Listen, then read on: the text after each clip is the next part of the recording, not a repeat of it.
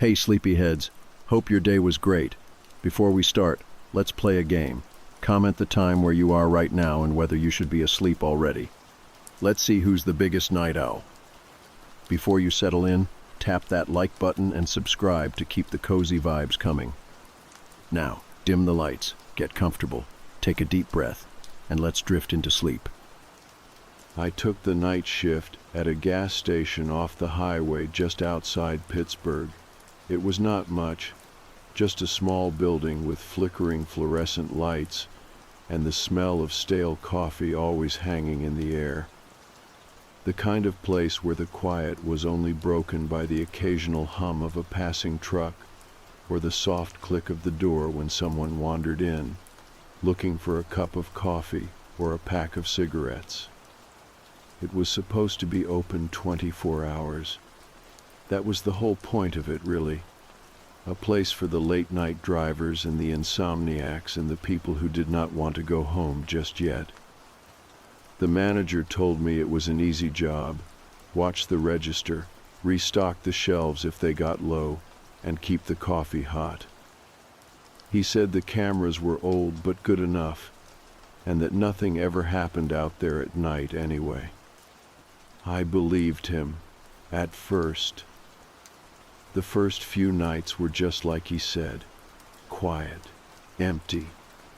The only sounds were the hum of the refrigerator units and the occasional squeak of my own shoes on the tile. Sometimes I would see headlights flash across the window, a car slowing down and then rolling on past. I would stand there behind the counter, my hands wrapped around a cup of coffee, and I would tell myself it was just another night, just another job. But there was something about that place that never felt quite right. The way the air always smelled faintly of something metallic, like old blood or rust. The way the shadows seemed to pool a little deeper in the corners, even when the lights were bright and humming. I tried not to think about it too much. I told myself it was just the way old places felt at night, the quiet pressing in around you until it felt like it might swallow you whole. Then came the night that changed everything. It was just after midnight, the store empty except for me and the soft buzz of the lights overhead. I was standing behind the counter, counting the till for the third time out of boredom when I heard it. A soft click, like the sound of the door locking itself. I looked up, and for a moment, I thought I had imagined it. But then I tried the handle, and it would not budge. The door had locked itself. I stood there for a moment, my hand on the cold metal, trying to make sense of it. The lock was old and stiff, but it had never done that before. I looked out the window, my breath fogging the glass, and that was when I saw him. He was standing by pump 4, tall and thin, skin so pale it almost glowed under the flickering lights. He was not wearing any clothes, just standing there in the cold night air, his arms hanging loose at his sides. For a moment, I thought he might be a trick of the light, a reflection in the glass. But he did not move. He just stood there, watching the door with empty eyes. I do not know how long I stood there, staring at him. My heart was pounding in my chest, my breath coming in small, sharp gasps. I wanted to look away, to pretend I had not seen him. But I could not. There was something about the way he stood there, so still and so quiet, that held me in place like a nail driven through my feet. I backed away from the door, my hands shaking, and I ducked into the back room. The small space smelled of old cardboard and cleaning supplies, the narrow shelves lined with paper towels and toilet cleaner. I pressed my back against the wall and closed my eyes, trying to slow my breathing, trying to tell myself it was just a man, just some drifter who had lost his way. But even as I told myself that, I could feel it was not true. There was something about him, something in the way he stood so still that made my skin crawl. I sat there in the dark, listening to the soft hum of the old fridge in the corner, and I waited. After what felt like hours, I crept back to the front of the store. The door was still locked, the pale figure still standing by the pumps. He had not moved an inch. It was like he was part of the night itself, some piece of the darkness that had stepped into the light just to see what it felt like. I went to the register and tried the phone, but the line was dead. No dial tone, just a soft, empty hum that filled the quiet of the store like a breath held too long. I wanted to scream, to pound on the door until the glass shattered, but I was too afraid that if I moved too quickly, he would move too, that he would come to the door and press his cold, pale face against the glass and show me what waited in the dark. So I hid. I went back to the storage room and sat on the cold concrete floor, my arms wrapped around my knees, and I waited for the night to end. I thought about the cameras, the way they watched every corner of the store, and I told myself that if he came closer, I would see it in the morning. I would know I had not imagined it. But when the sun finally rose and the door unlocked itself with a soft click that made my heart jump, I stepped out into the pale light of the morning and looked at the screens. There was nothing. No pale figure by the pumps, no shadow in the flickering light. Just the empty, quiet night, the same as it had always been. I do not know what I saw that night. I do not know if it was real, or if it was just some part of me that had slipped loose in the quiet of that cold, lonely place. But I know that when the night comes again, and the door locks itself at 1 a.m, I will be there, watching the pale figure by pump 4, and I will be listening for the soft, patient sound of something that should not be there at all. The next night I showed up for my shift with my hands already shaking. I told myself it was just the cold air biting at my fingers, but I knew it was more than that. It was the memory of the pale figure standing under the flickering light, the way he had not moved, not even a twitch, like he had been waiting there for me. I tried to tell myself it was just a trick of the shadows, a stranger who had wandered too far off the road, but the truth of it pressed against the back of my mind like a bruise that would not fade. The manager was there when I arrived, counting the register and humming a quiet tune that did nothing to calm the tight knot in my chest. He looked up and gave me a small smile, his hands moving with practiced ease as he checked the till and scribbled down notes on a clipboard. He asked me if everything had gone well the night before, and I almost told him the truth. Almost told him about the figure in the dark, the door that had locked itself, the dead phone line, and the soft, breathless silence that had wrapped around me like a shroud. But I did not. I told him it was fine, just another night. He nodded, satisfied, and left with a quiet, "Good night," that felt like a lie in the stale, flickering air of the store.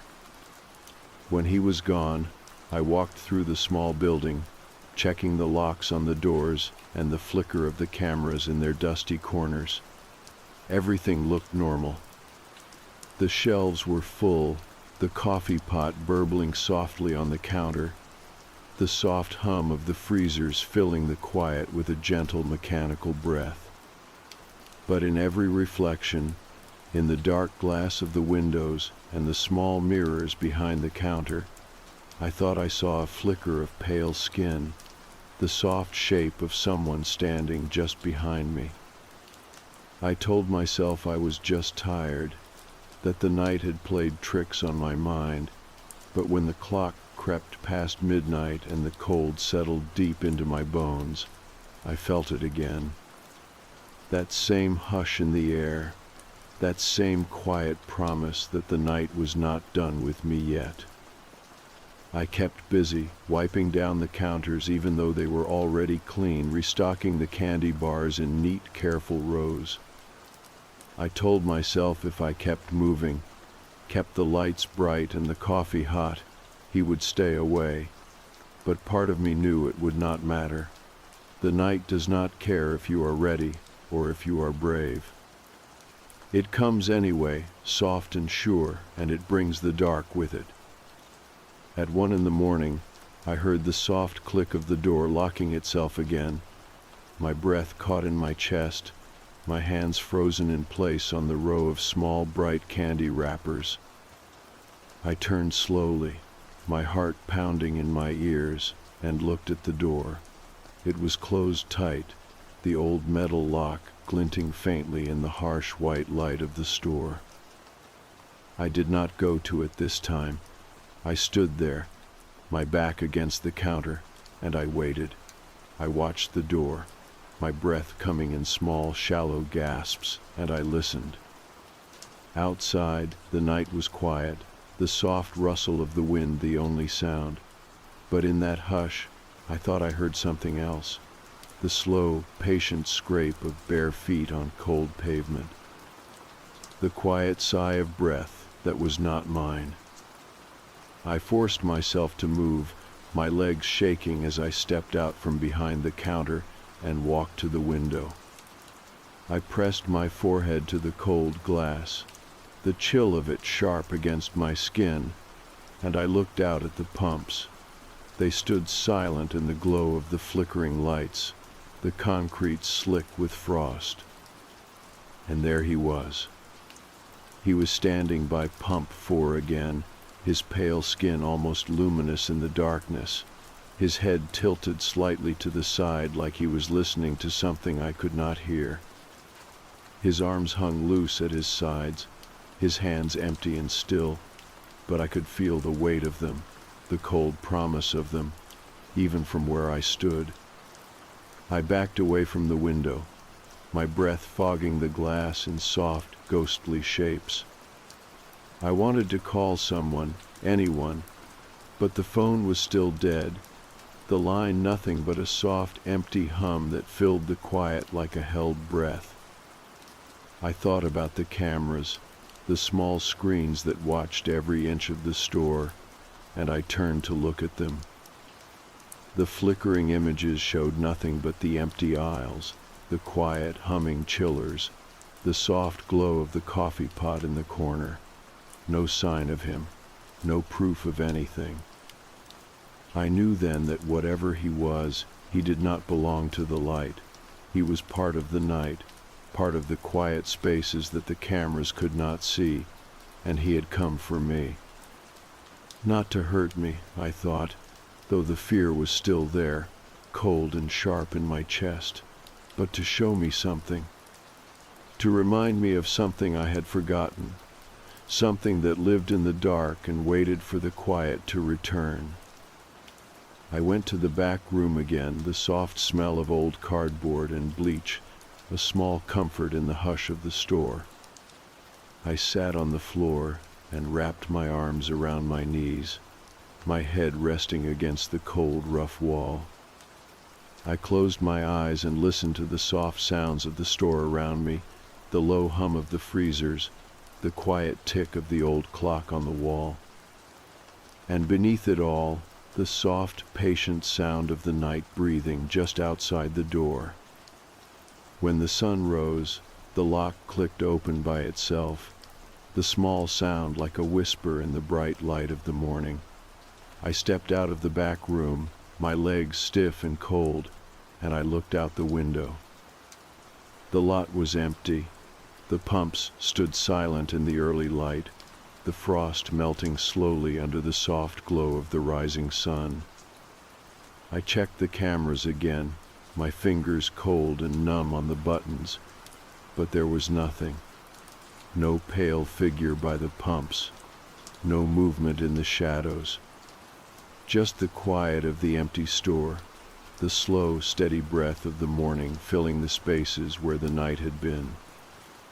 I do not know what he wants. I do not know if he is real or just a piece of the dark that has learned to wear a face. But I know that he will come again. And when he does, I will be here, waiting in the quiet, my breath steady in the dark. The next night, I showed up early, hoping the extra hour would give me a chance to find some kind of calm before the darkness settled in. I busied myself with cleaning and restocking, anything to keep my mind off the steady beat of my own heart and the memory of that pale figure waiting at the edge of the light. The manager had left a note for me, reminding me to check the coffee machine and make sure the shelves were neat. His handwriting was messy and rushed, a scrawl that felt like it belonged to someone who had never stayed past sunset in this place. The store was quiet as the sun dipped below the horizon, the soft glow of the lights painting everything in shades of yellow and gold. Outside, the cold air had turned the windows into mirrors, the reflection of the store bright against the deepening dark. I watched my own face in the glass, pale and tired, the small movements of my hands behind the counter the only sign of life in the stillness. For the first few hours, everything felt normal. A couple of drivers stopped in for coffee, their footsteps heavy on the old tile as they mumbled tired greetings. I tried to meet their eyes, to find something human in the lines of their faces, but they were already gone by the time I looked up from the register. It felt like they were just passing through, pieces of the night that had nothing to do with the quiet weight that pressed in around me. At 1 a.m, I heard the click of the door locking itself. The sound was soft, almost gentle, but it sent a shiver down my spine. I walked to the door and tried the handle, though I already knew what I would find. It was locked tight, the old metal cold under my fingers, the darkness outside thick and waiting. I could feel the breath of it on my skin, the way it pressed close to the glass like a promise. I did not look outside right away.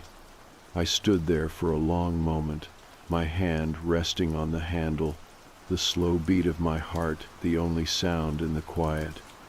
I told myself it was just a door, just a lock. But I could feel the weight of the night beyond the glass, the slow, patient presence of something that had come to see me again. When I finally turned my head to look, he was there, standing by pump 4, his skin pale and smooth in the flickering light. He was as still as ever, his arms hanging loose at his sides, his head tilted slightly as though he was listening to something only he could hear. The cold air wrapped around him like a shroud, the darkness at his back deep and endless. I pressed my forehead to the glass, the cold of it sharp and grounding, and I watched him. My breath fogged the window, a small human reminder that I was still there, still alive in the quiet hush of the night. He did not move, did not blink. He just watched, his eyes empty and endless, the soft glow of the lights painting his skin in pale gold. I wanted to speak to him. I wanted to ask why he came, what he was looking for in the quiet spaces of the night. But my voice was caught in my throat, my breath shallow and tight, and all I could do was watch as he stood there, patient and still. The cameras showed nothing. I flicked through the small screens, my fingers cold and stiff on the buttons, but there was only the empty store, the slow dance of the shadows in the soft light. It was like he did not exist in the world the cameras could see, like he was part of the dark itself, slipping between the edges of the light and the spaces where the night waited. I went to the back room again, the soft smell of cardboard and bleach a small comfort in the cold. I sat on the floor with my back against the wall, my knees pulled tight to my chest, and I listened to the soft hum of the store around me. I could hear the quiet of the night pressing in, the slow breath of the darkness just outside the thin glass of the door.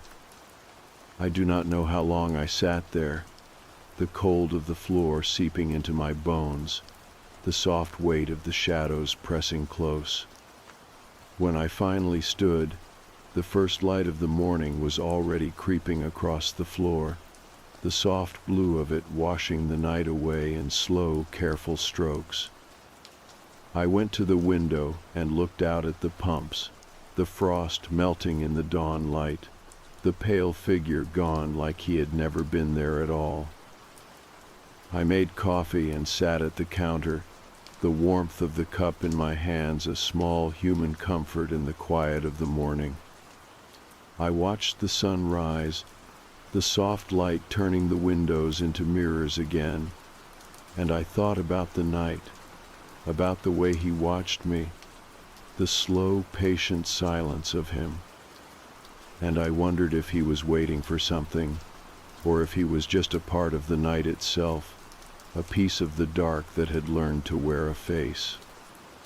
The door unlocked itself with a soft click, the sound of it a quiet reminder that the day had come. I stood and stretched, the stiffness of the night still in my bones, and I looked at the door. The lock was just metal and glass, but it felt like a promise, a quiet, patient promise that the night would come again, and that he would be there when it did. I do not know what he wants. I do not know if he is real, or just a shadow that has learned to whisper in the quiet of the night. But I know that when the darkness comes, I will be there, waiting in the hush of the store, my breath steady in the cold. And maybe, just maybe, one night I will find the courage to open the door and see what waits in the dark. I started keeping a small notebook behind the counter, just to have something to do with my hands in the slow hours. At first, I thought it would help calm me down, a way to make the hours pass more gently. But as I filled the pages with small, careful words, I realized I was trying to make sense of the thing that had come to haunt me. Each night, the pale figure at pump 4 became a little more real in my mind, a little closer in the darkness that pressed against the glass. I would write down every small thing I could remember, the way the door locked itself at exactly 1 in the morning, the soft click of the deadbolt like a question I could not answer, the way the air in the store seemed to grow colder, even though the heaters hummed along in the quiet, the way my breath would catch in my chest when I saw him standing there, so still and so pale, the shadows of the night wrapping around him like a cloak. Sometimes I would write about the way the darkness felt, heavy and thick, like water pressing in around me, my own reflection in the glass of the doors nothing but a ghost in the glow of the flickering lights.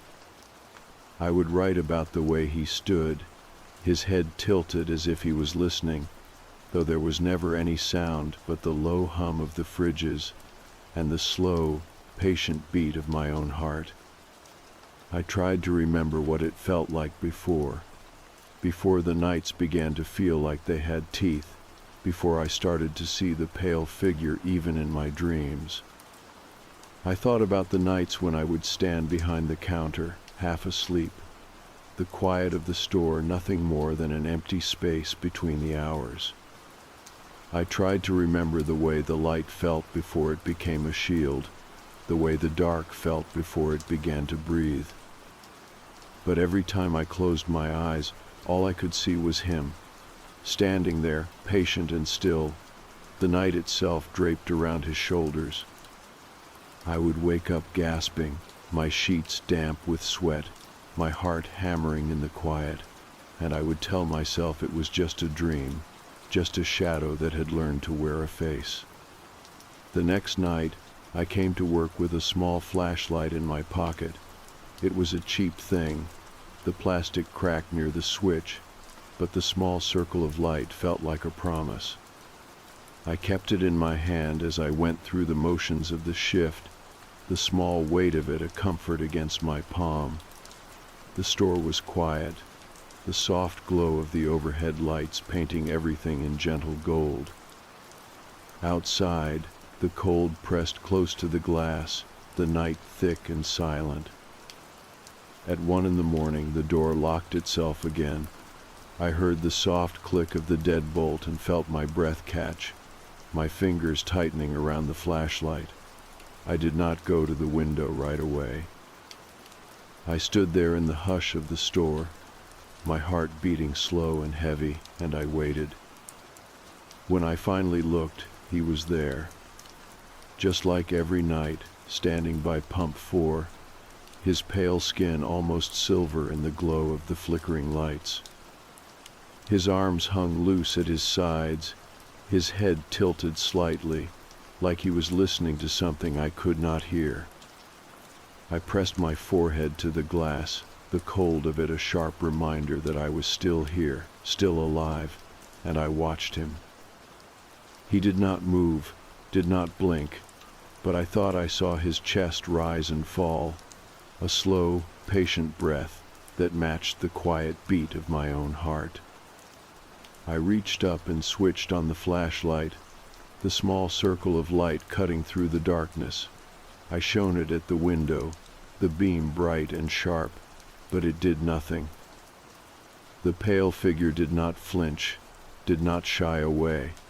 He just watched, his empty eyes catching the light and turning it back on me, a quiet, endless question that I could not answer. I backed away from the window, the flashlight shaking in my hand, and I went to the back room. The small space felt safer somehow, the shelves of old cleaning supplies and the soft smell of dust, a small comfort in the quiet. I sat on the floor and closed my eyes, the cold concrete hard under my legs. I listened to the soft hum of the fridges and the slow, steady beat of my own heart, and I tried to believe that the night would end. But even in the quiet, I could feel him there, a shape in the darkness, a breath at the back of my neck, a whisper in the hush of the store. I opened my eyes and stared at the door, the faint outline of the scratches just visible in the light of the single bulb overhead.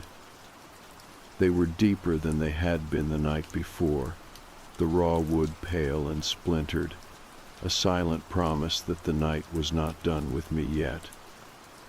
I stayed there until the first light of dawn crept into the sky, the soft blue of it washing the darkness away inch by inch. When I finally stood up, my legs were stiff and cold, my breath coming in small, careful gasps.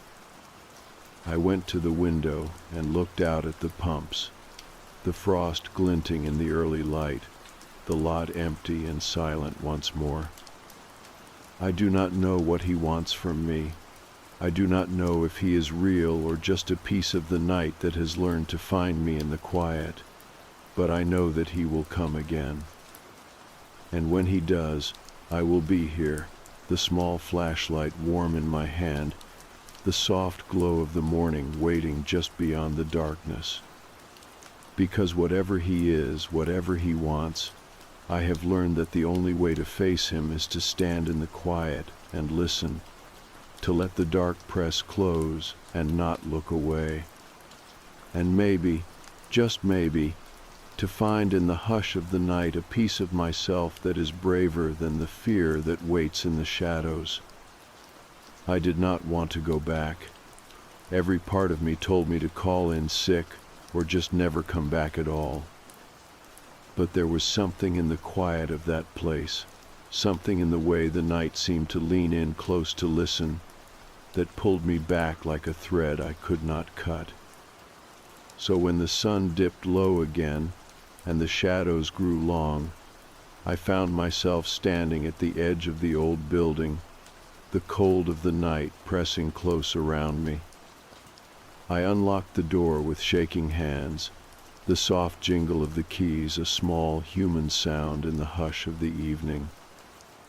The lights flickered on overhead, the hum of the bulbs a familiar comfort, but it felt thin, like a single candle held up against the weight of the dark. I walked through the store, my footsteps echoing in the empty aisles, and I tried to remind myself that I had survived every night so far, that I had seen him and still walked away. But the fear was there, soft and patient, wrapping around my ribs like a cold hand. I busied myself with small things, wiping down the counter even though it was already clean, checking the stock in the back room even though I knew nothing had changed. I kept moving, because standing still felt too much like listening, too much like waiting for the soft knock of something I could not see. At 1 a.m, the door locked itself again. The sound was soft and familiar, the small click of the deadbolt sliding into place. My breath caught in my chest, my hands curling into fists at my sides. I stood there for a long moment, my eyes on the door, and I told myself that tonight I would be brave, that tonight I would not hide in the back room or turn away from the glass. I walked to the window and looked out at the pumps. The lot was empty except for him, standing by pump 4 just like he always did. The pale glow of the flickering lights painted him in soft gold, his skin smooth and bright against the dark. He stood there so still, so quiet, and I could feel his eyes on me, even though there were no eyes to see. I pressed my hand to the glass, the cold of it sharp against my skin, and I watched him. My breath fogged the window in soft, slow clouds, and I let the quiet of the night settle around me like a shroud. He did not move, he never did, but I could feel the weight of him, the way the darkness seemed to lean in closer, the soft hush of the world holding its breath. I thought about the notebook I had been keeping, the careful scrawl of my own words in the dim light of the store. I thought about how small those words felt now, how thin and fragile against the cold press of the dark. But still, I held them close, because they were mine. My small way of saying I was here, that I had seen him, and I was not afraid to speak his name. I took out the flashlight from my pocket and flicked it on, the small circle of light bright in the dark. I shone it through the window, the beam steady and sure, and I watched the pale figure in the light. He did not flinch, did not blink. He just watched, the glow of the light catching the edges of him like a promise. I spoke then, my voice soft but sure in the quiet. "Why are you here?" The words felt heavy in my mouth, the weight of them settling in the hush of the store. There was no answer, just the soft breath of the night and the slow, patient beat of my own heart. I waited. I let the silence stretch out, the weight of it pressing down on me like the cold of the winter night. I thought I heard something then, a soft sigh or a breath that was not mine, a whisper that slipped through the crack in the door and wrapped around my bones. But when I pressed my ear to the glass, there was nothing, just the quiet and the slow, steady thump of my own pulse. I did not go to the back room. I stayed there by the window, the flashlight warm in my hand, and I watched him. I let the night pass around me, the slow crawl of the hours a quiet ache in my bones. I watched the way the light shifted as the night deepened, the flicker of the bulbs casting long shadows that danced like breath in the dark.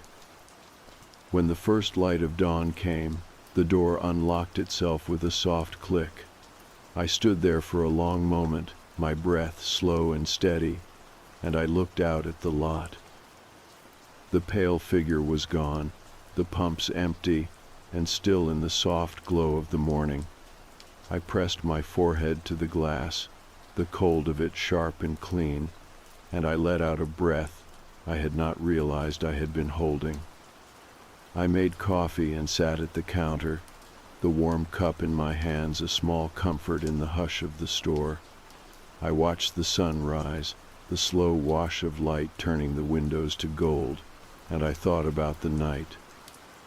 About the way he watched me, the way the darkness held him close, and I wondered if maybe he was not waiting for me to be afraid. Maybe he was waiting for me to understand. I do not know what he is. I do not know if he is real or if he is just the shape of the quiet that lives in the spaces between the light. But I know that when the night comes again, I will be here. I will stand at the window with the flashlight in my hand, and I will not look away. Because in the end, that is all any of us can do. Stand in the quiet, face the dark, and let the slow, patient beat of our own hearts remind us that we are still here, still alive, still watching the night. The next night, I arrived at the gas station with a feeling I could not quite name. It was not the same cold dread that had settled in my chest in the nights before. It was something closer to resolve, a quiet understanding that this would be the last time I let him come to me without an answer. I did not know what I would do if he appeared again, but I knew I would not hide. I would not let the quiet swallow me without a word. The store looked the same as always when I unlocked the door. The lights flickered on, washing the shelves in their pale glow. The hum of the refrigerators and the soft drip of the coffee machine filled the small space, a song I had heard so many nights before. But tonight, I did not move through the motions like I was trying to hold the dark at bay. I cleaned the counter because it needed it, restocked the shelves because the day had taken more than I expected. I moved with purpose, not fear, and in the small comfort of those simple tasks, I felt the weight of the night grow just a little lighter. At 1 a.m, the door locked itself again. The soft click was almost gentle, a quiet promise that the night had come and the darkness was ready to show its face. I turned and faced the door, my breath slow and steady, and I waited. I did not reach for the flashlight. I did not back away. I let the quiet settle around me like a second skin, and I stood there, ready to meet whatever waited on the other side. When I looked out the window, he was there, standing by pump 4, just like always. The flickering light painted him in soft gold, his pale skin almost shining in the cold dark.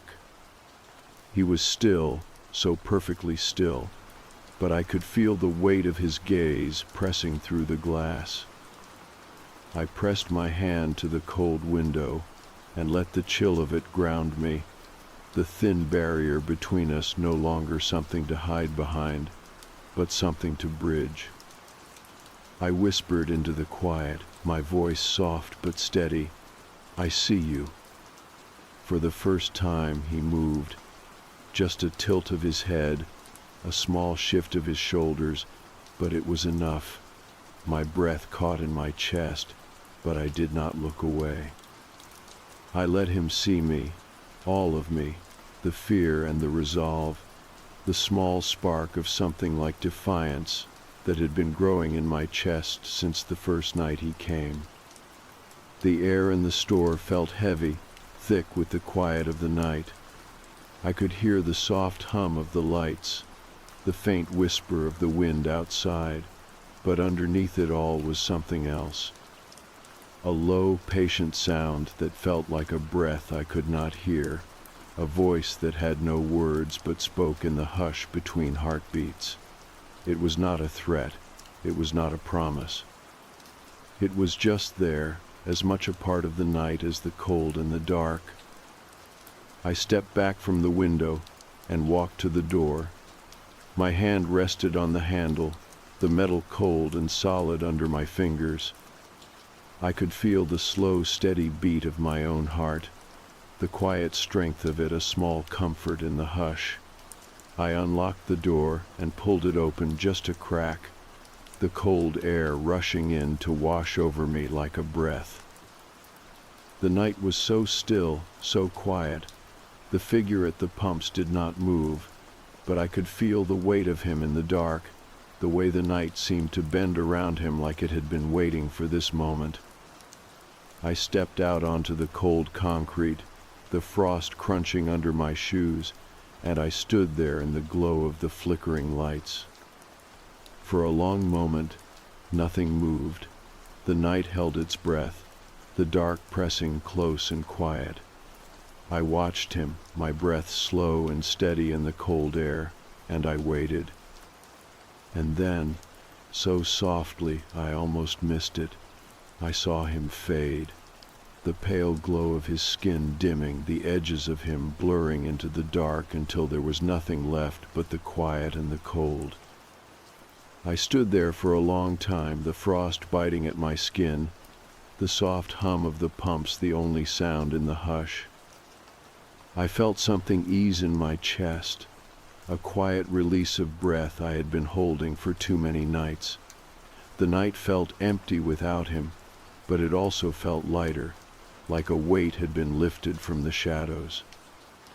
I walked back inside and locked the door behind me, the small click of the bolt no longer a threat but a promise of safety.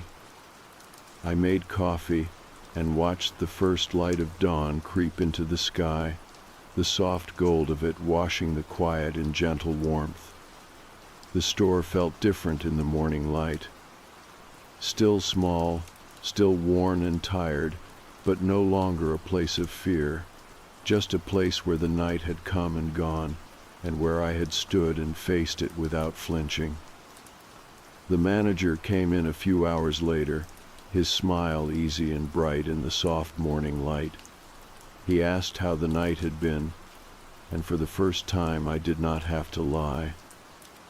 I told him it had been quiet, that everything was as it should be, and as I said the words, I knew they were true. I do not know if he will come again.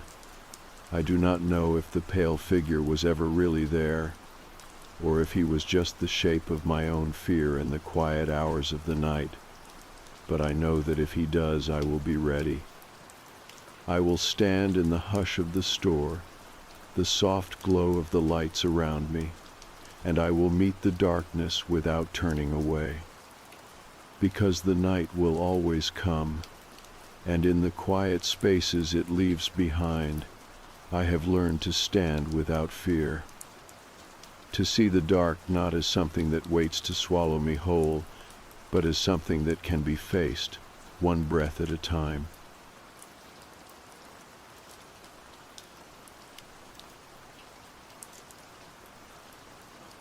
We weren't the kind of people who hired strangers off the internet. We were the background check, reference call, ask our neighbors kind of parents.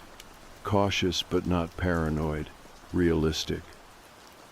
So when my husband's boss invited us to a formal dinner party, something we couldn't say no to, did what we thought was the responsible thing. We found a sitter through a reputable app. She had reviews. 5 stars. A verified profile. 3 families in our neighborhood had apparently used her. And she seemed perfect. Her name was Elle. She arrived at 6:45 p.m., 15 minutes early, wearing a neat blue sweater and jeans, polite but not robotic, smiled warmly at our daughter, Emma, and crouched to her level to say hello. I liked that. Emma's a shy kid, usually takes a while to warm up, but she gave Elle a little wave almost immediately, which honestly surprised me. I chalked it up to Elle's calm demeanor. She didn't talk down to Emma, just treated her like a person. We gave her the rundown: bedtime at 8:30, snack drawer in the kitchen, emergency numbers on the fridge, And of course, please call us if anything feels off. Elle nodded the whole time, never interrupting. You can count on me, she said. I love working with kids this age. They're honest. I remember that word, no honestand, how I didn't think anything of it at the time. But it's been echoing in my head for days now, like some kind of code I didn't understand. The night went fine. At least, that's what we thought. We got back around 11. Elle was reading on the couch, soft music playing through the baby monitor, which she'd turned on to listen for Emma. She told us Emma had gone to bed without fuss. Even asked if it was okay that she left a note with some bedtime observations things she noticed about how Emma liked her blanket arranged, which stuffed animal she fell asleep with. Some kids don't say those things out loud, Elle had said, but I like paying attention. It felt thoughtful, overkill maybe, but thoughtful. We paid her in cash and walked her out. I remember she didn't say goodbye to Emma, just gave a small wave toward the hallway and said, "Tell her I said sweet dreams." That stuck with me for some reason. I don't know why. The next morning, Emma seemed normal, sleepy, a little groggy, but happy enough. She asked for pancakes and curled up on the couch to watch cartoons while we cleaned up the house. I didn't think about Elle again for a few days. Not until Thursday. I was organizing Emma's playroom, trying to finally go through the toy bins she never touched anymore. I found an old puzzle box under her little table, one I didn't recognize. Inside wasn't a puzzle, though. It was a small spiral notebook. Pink cover, stickers peeling at the edges, her name Emma, scrawled in that uneven handwriting kids have before they really figure out spacing. It was her handwriting. I smiled at first, flipping through it like it would be filled with scribbles or doodles. But it wasn't. It was journaling. Pages and pages of dated entries, all written in that same shaky hand, some words misspelled, others crossed out and corrected like she'd been learning how to write better as she went. Most of it was innocent, stuff about breakfast, cartoons, what she did at preschool. I figured her teacher must have encouraged it. But then I saw the first entry that made my stomach flip. Elle made me eat something funny. It tasted like toothpaste and bread. I stopped flipping. Okay, maybe it was a weird snack. Maybe Elle gave her something she didn't like. Still weird, but not sinister. The next one was dated the same night we were out. She said not to tell Mommy because they wouldn't believe me, but I remember it anyway. That's when my skin crawled. The entry was written in bigger letters, like she was trying harder, like she wanted to make sure someone read it. I turned the page. I don't like when she says goodnight like that. She whispers like someone else is listening. I had to sit down. This wasn't just childhood imagination. This wasn't pretend. I knew my daughter. I knew the way she spoke, the words she used. These were hers. My hands were shaking when I flipped to the next one. She keeps pretending to be you when I'm asleep. She wears your sweater and sits in the dark. I dropped the notebook. I sat there on the floor, staring at it, heart pounding, ears ringing. I didn't know what to think, what to do. Call the police, call the app, call my husband. Was it a joke? A prank? But who would do that? And why? And then I remembered something. That night, when we came home, the sweater I'd planned to wear to the dinner party was missing. I'd blamed myself, assumed I'd left it at work or shoved it in the laundry. I wore a different one, but now I wasn't so sure. I waited until Emma went to bed before showing it to my husband. He read it silently, didn't say anything until he finished. Do we still have her number? I opened the app, pulled up her profile. It was gone. No history, no review, no confirmation of the booking, like we'd never hired her at all. We tried calling the emergency number listed on the fridge, the one she'd written down. It rang once, then went straight to a disconnect message. We called the company's support line. They confirmed a sitter had been booked under the name LM, but when they cross-referenced the phone number and email, it came up flagged. Not banned, flagged. I asked what that meant. The woman on the phone paused. That's something we pass along to the authorities. I asked who she really was, and the woman said something that chilled me more than anything else. We can't tell you who she was, but I can tell you who she wasn't. Her real name, the identity attached to those glowing reviews, belonged to a woman reported missing 6 months ago in another state. A woman who'd vanished while working as a nanny. The police said they'd look into it, but it's been 4 days now. And last night, Emma woke up crying. I went in to check on her, asked what was wrong. She looked at me half asleep and said, "Why are you calling yourself Mommy again?" I haven't slept since. I didn't sleep that night. Every time I closed my eyes, I kept hearing Emma's voice. "Why are you calling yourself Mommy again?" I kept replaying it in my head, trying to convince myself she'd just been dreaming. Kids say weird things when they're half asleep, right? I'd read enough parenting forums to know imagination can get tangled with dreams.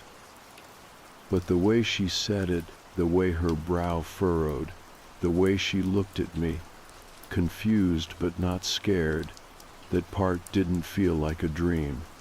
It felt like memory.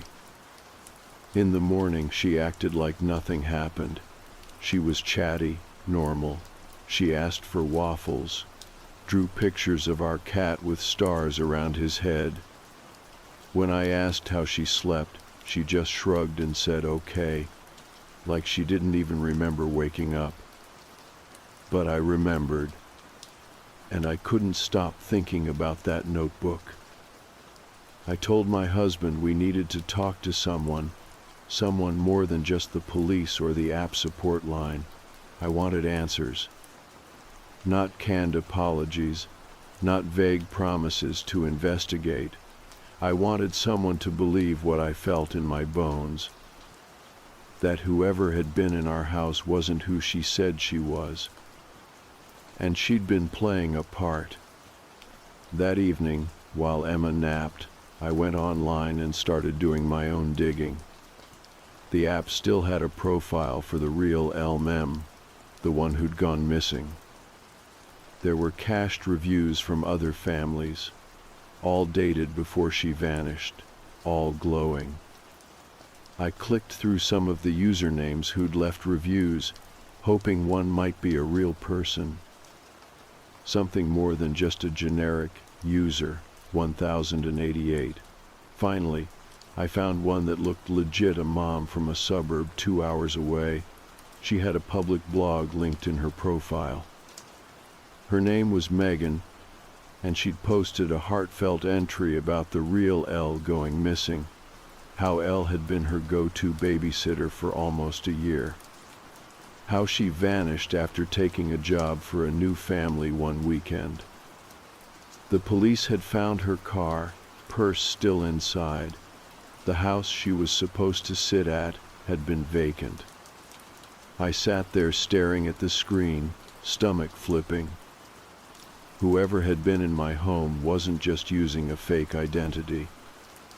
She was using the identity of someone gone, and somehow she knew enough to act just like her.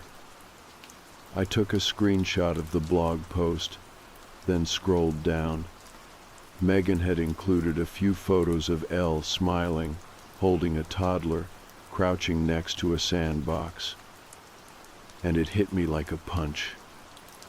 It wasn't the same woman who came to our house. Not even close. Different face, different build, different everything. So who the hell was she? I couldn't sit still.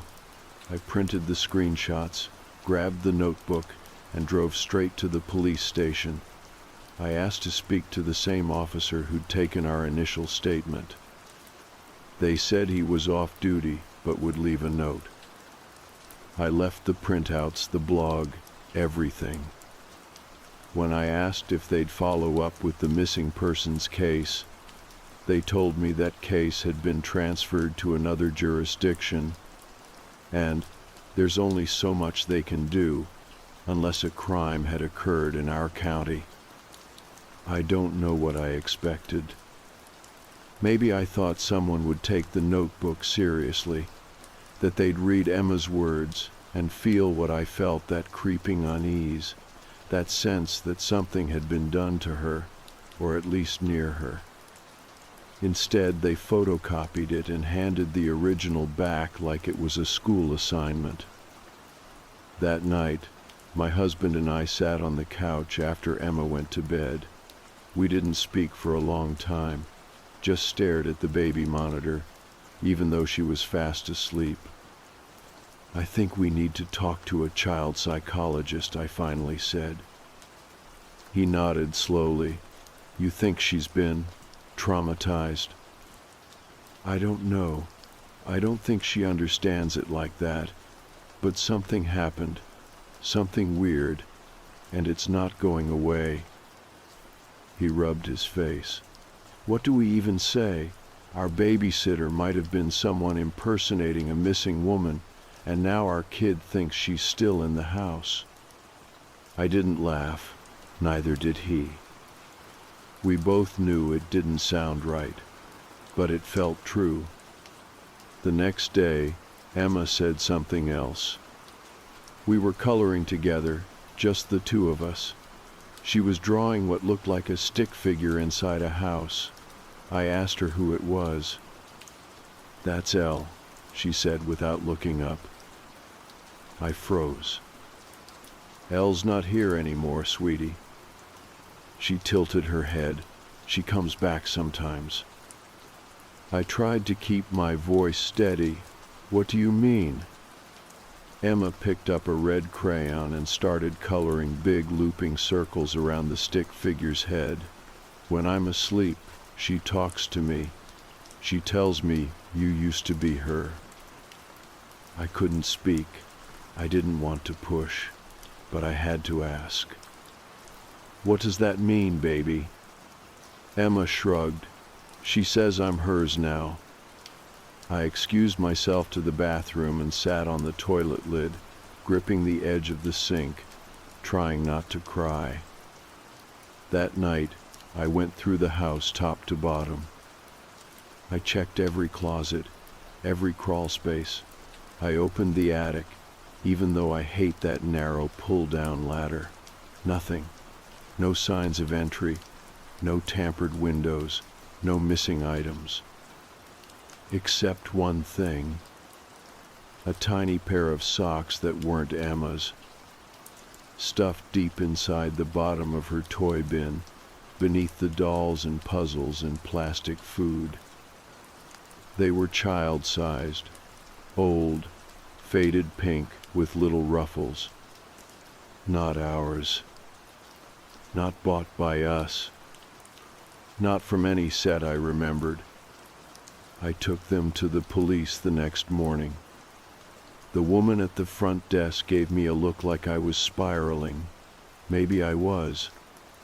"Ma'am, do you want to file another report?" she asked. I just stood there holding the socks in a Ziploc bag. Do you keep records of fingerprints? She nodded slowly. If there's an investigation, was there a break-in? No, I said quietly, not a break-in. Just a break. In reality, in trust, in whatever thin line separates normal from wrong. Later that afternoon, Emma started crying during her nap. I ran in, heart pounding. She wasn't in bed. She was sitting on the floor holding that notebook. I hadn't seen her touch it in days. She looked up at me, tears on her cheeks. She wants you to stop calling me Emma. My blood turned to ice. What does she want to call you? Emma held the notebook to her chest and whispered one word. Lila. That wasn't her name. But it was the name of the missing babysitter, the real Elle's last client. I had seen it once. Buried in the last post on Megan's blog. Lila Harper, age 5. Gone without a trace. I stood there in Emma's doorway, frozen. The word echoed inside me like it had weight. Lila. It didn't belong in our house. It didn't belong in my daughter's mouth. She couldn't have known it. Wouldn't have known it. I knelt down slowly, trying to stay calm. Where did you hear that name, baby? Emma wiped her nose with her sleeve, eyes wide and shiny. She told me. I hesitated. Who told you, sweetie? She looked down at the notebook she was still holding tight against her chest, like it was a shield. Elle. I reached forward and gently took the notebook from her. She didn't resist. I flipped through it. No new entries, just the ones I'd read before. Still the same pages that made my stomach twist. Still that shaky, innocent handwriting telling stories no 5-year-old should ever be able to write. I don't want her to come back, Emma whispered. The worst part was that I didn't know what she meant by that. Did she mean a dream, a game, a memory, a hallucination?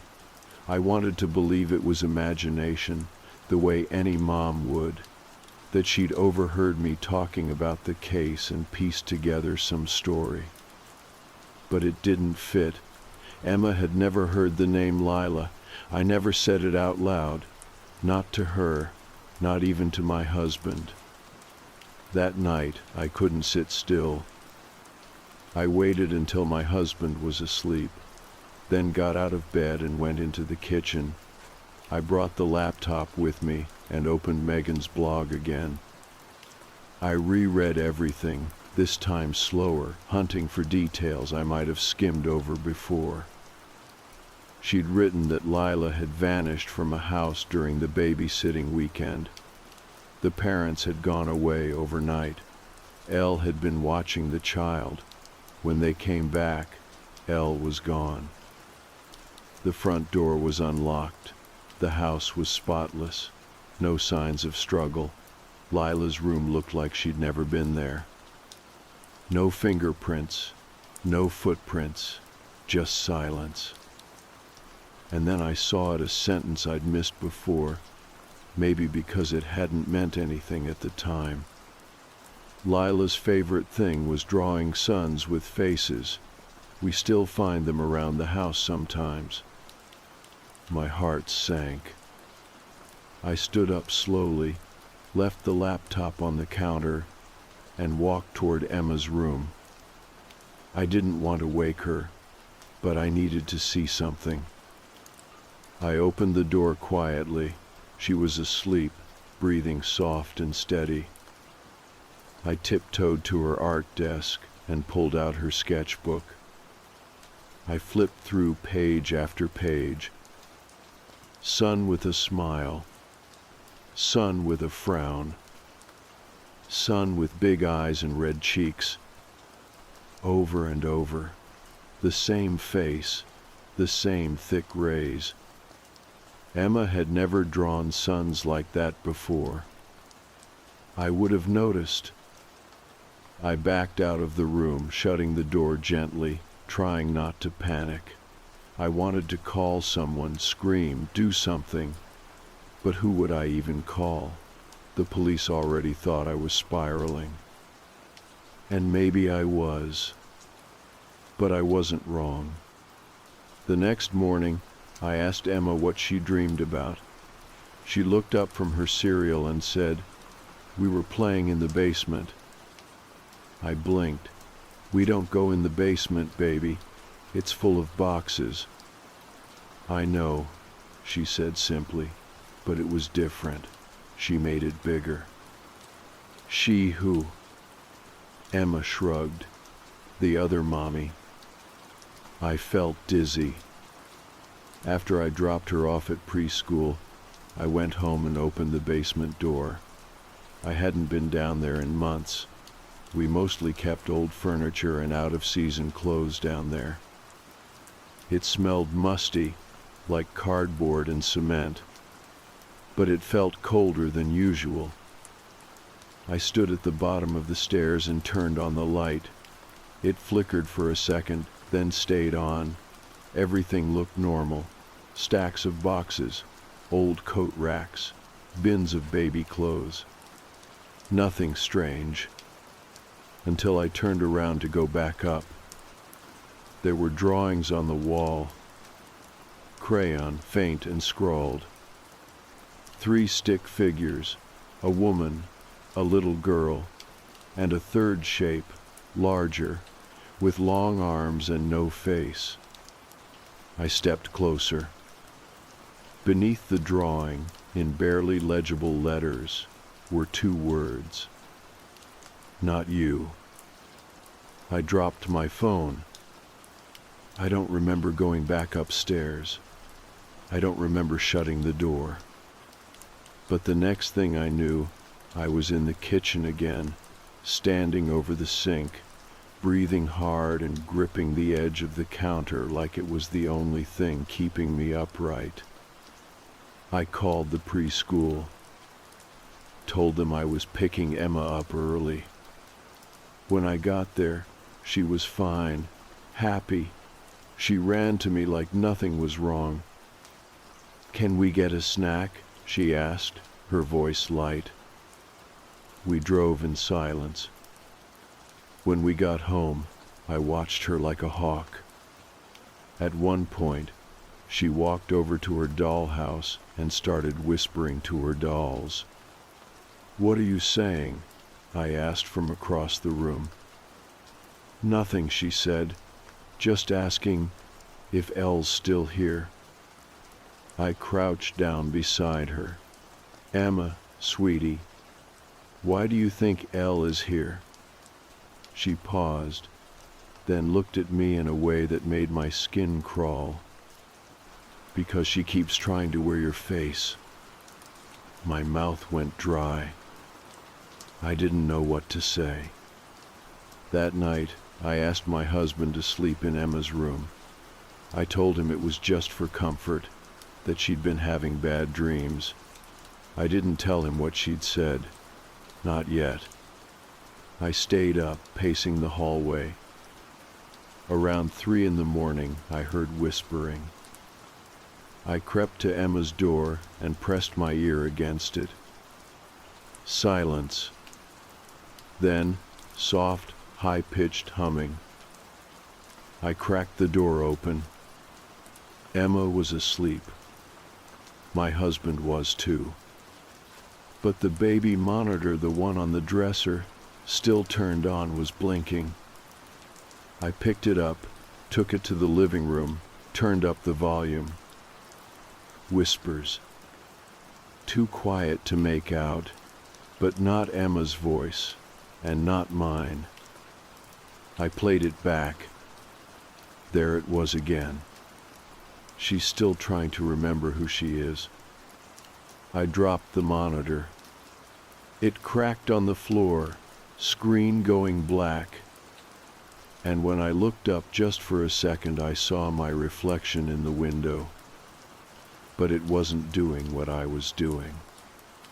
It was smiling.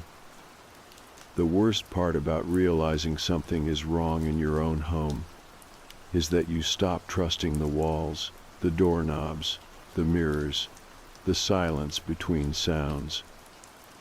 It's like the house knows, and it's waiting for you to admit it too. After I saw my reflection smile when I didn't, I backed away from the window like it could reach through the glass. My legs felt rubbery. I dropped onto the couch and stared at the blank TV screen, trying to breathe normally. Inhale, exhale. You're just tired, I told myself. It's stress. You've been on edge since Emma said that name. That's all. But in the back of my mind, I knew. There are certain things a 5-year-old doesn't make up, especially not over and over, especially not names she never should have heard, especially not sentences like, "She keeps trying to wear your face." I picked up the baby monitor off the floor and turned it back on. It was dead. Not low battery, just dead. No blinking light, no static, nothing. It had been plugged in all day. The next morning I went into the basement with gloves and a flashlight. I didn't tell my husband. I told Emma she wasn't allowed down there anymore. She didn't ask why. She just nodded and kept coloring in her notebook. Not the one I found in the toy box, a new one. This one was purple, and I hadn't bought it. I crouched at the bottom of the basement steps and examined the wall with the crayon drawing. I rubbed at the stick figures with a towel. They smudged, faint but real, not just imagination. Someone had drawn them, and not recently. I started checking every corner of the basement. Nothing, until I opened the storage cabinet under the stairs. It was a small crawl space, too small for an adult to get inside, but just enough space for a child, or for someone curled up tightly. I don't know what I expected to find. Maybe I hoped it'd be empty. It wasn't. There were scraps of fabric in the back corner, bits of yarn, a cracked plastic mirror propped up with books. One of the books had been torn apart. Another had handwriting inside. Child's handwriting. "I miss my name. She said I was her favorite. She said I'd be safe in the walls." I didn't cry. I wanted to, but I didn't.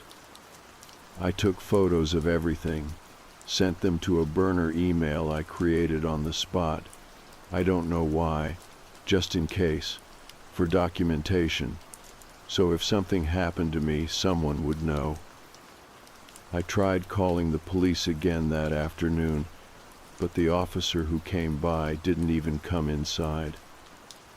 I explained everything, the notebook, the name Lila, the basement, the drawing, the babysitter who wasn't who she said she was, and he just nodded like he was ticking off boxes in his head. Said without a crime or threat, there wasn't much to do. I asked if they'd followed up on the identity of the fake L. He said the case was still open, and they'd be in touch. Then he told me I should get some rest. That night, I pulled out old baby videos of Emma on my phone, ones from before that night, when things still made sense. I just wanted to hear her voice, remind myself of the real version of her. Not the one who whispered about other mommies or saw things in dreams. But as I was scrolling, I found something else. A video I didn't remember recording. It was dated the night we hired Elle. The thumbnail was dark, but I recognized the room Emma's. I played it. The camera was facing the ceiling, soundless at first, then a soft creaking. A figure walked past the camera, bare feet, long pants. Then the whispering started. Not Emma, not me, not anyone I recognized. The voice was soft and low, feminine, but not gentle. Do you know who you are? Say it. Say your name. Then silence. A tiny voice. Emma's voice. Lila. The video ended. I stared at the screen so long it dimmed. When I turned it back on, the video was gone. I checked my recently deleted folder.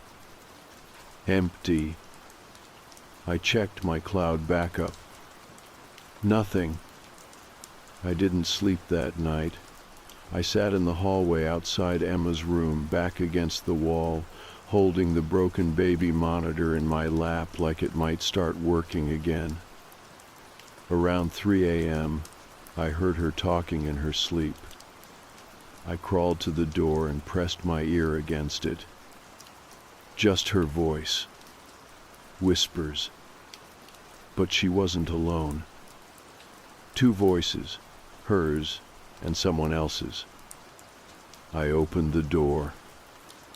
She was sitting upright in bed, eyes closed, whispering to the empty air in front of her. Her hands were resting in her lap, calm, too calm.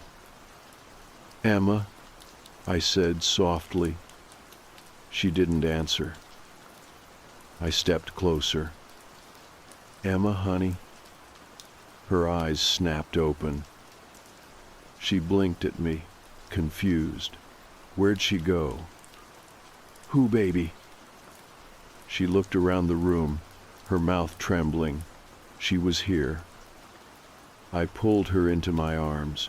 Her skin was cold, not sweaty, not flushed, just cold. She cried for a few minutes, but never told me anything else. Just kept saying she was here over and over. The next morning, she didn't remember. Said she slept fine. Said she hadn't had any dreams. But I saw the way she avoided the hallway mirror, the way she glanced over her shoulder while brushing her teeth. She remembered. She just didn't want to talk about it. And honestly, neither did I. Not until later that night when I found the photo. It was tucked inside one of the picture frames on the living room shelf. A new photo. Not printed, not developed. Just a plain sheet of paper with an image printed on it in grainy black and white. It was our living room. Me and Emma sitting on the couch. Except I wasn't facing the camera. And Emma wasn't looking at me. She was looking behind me. And in the far corner of the room, where the shadows met the wall, was the shape of a woman, watching us. I sat there staring at the photo for what felt like forever. My hands wouldn't stop trembling, and the edge of the paper curled slightly where my fingers gripped too tight. I studied every inch of it, the couch, the throw pillows, the faint blur of Emma's hand as she reached for something, but I kept coming back to the corner. That shape. It wasn't a shadow, not exactly. It had form, shoulders, maybe, the outline of long hair. Like someone standing just out of focus, barely real, but still there, watching. I checked the timestamp printed at the bottom of the page. It wasn't a time I remembered anyone taking a picture. No visitors, no phone in sight. but it lined up almost to the minute with the night I sat up with Emma, the night I thought I heard her talking in her sleep, the night I thought we were alone. I took the photo and shoved it deep in the drawer of the hallway table, under old birthday cards and appliance manuals. Out of sight. That would be enough, I thought. If I didn't see it, maybe it wouldn't be real. The next morning, Emma asked if she could sleep in my bed that night. "Why, baby?"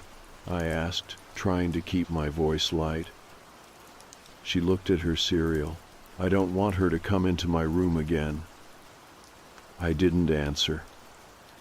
I just kissed the top of her head and said, "Okay." That day I called in sick to work, said I had a migraine. My boss barely listened before approving the day off. I think my voice scared her. I needed time to think, to breathe, to figure out if I was losing my mind or if something had really taken root in our house. I spent most of the morning searching through old receipts, documents, anything I could find from the night we hired Elle. But nothing lined up. No payment history, no messages, no ride requests, no trace of her profile. Even the confirmation email I know I received was gone from my inbox. Just a gap where a date should have been. Like she was never there. And then I remembered something. The doorbell camera. We'd only installed it 2 months ago. Motion activated. Stored footage for 30 days unless manually downloaded. It had a small, glitchy interface, but it worked.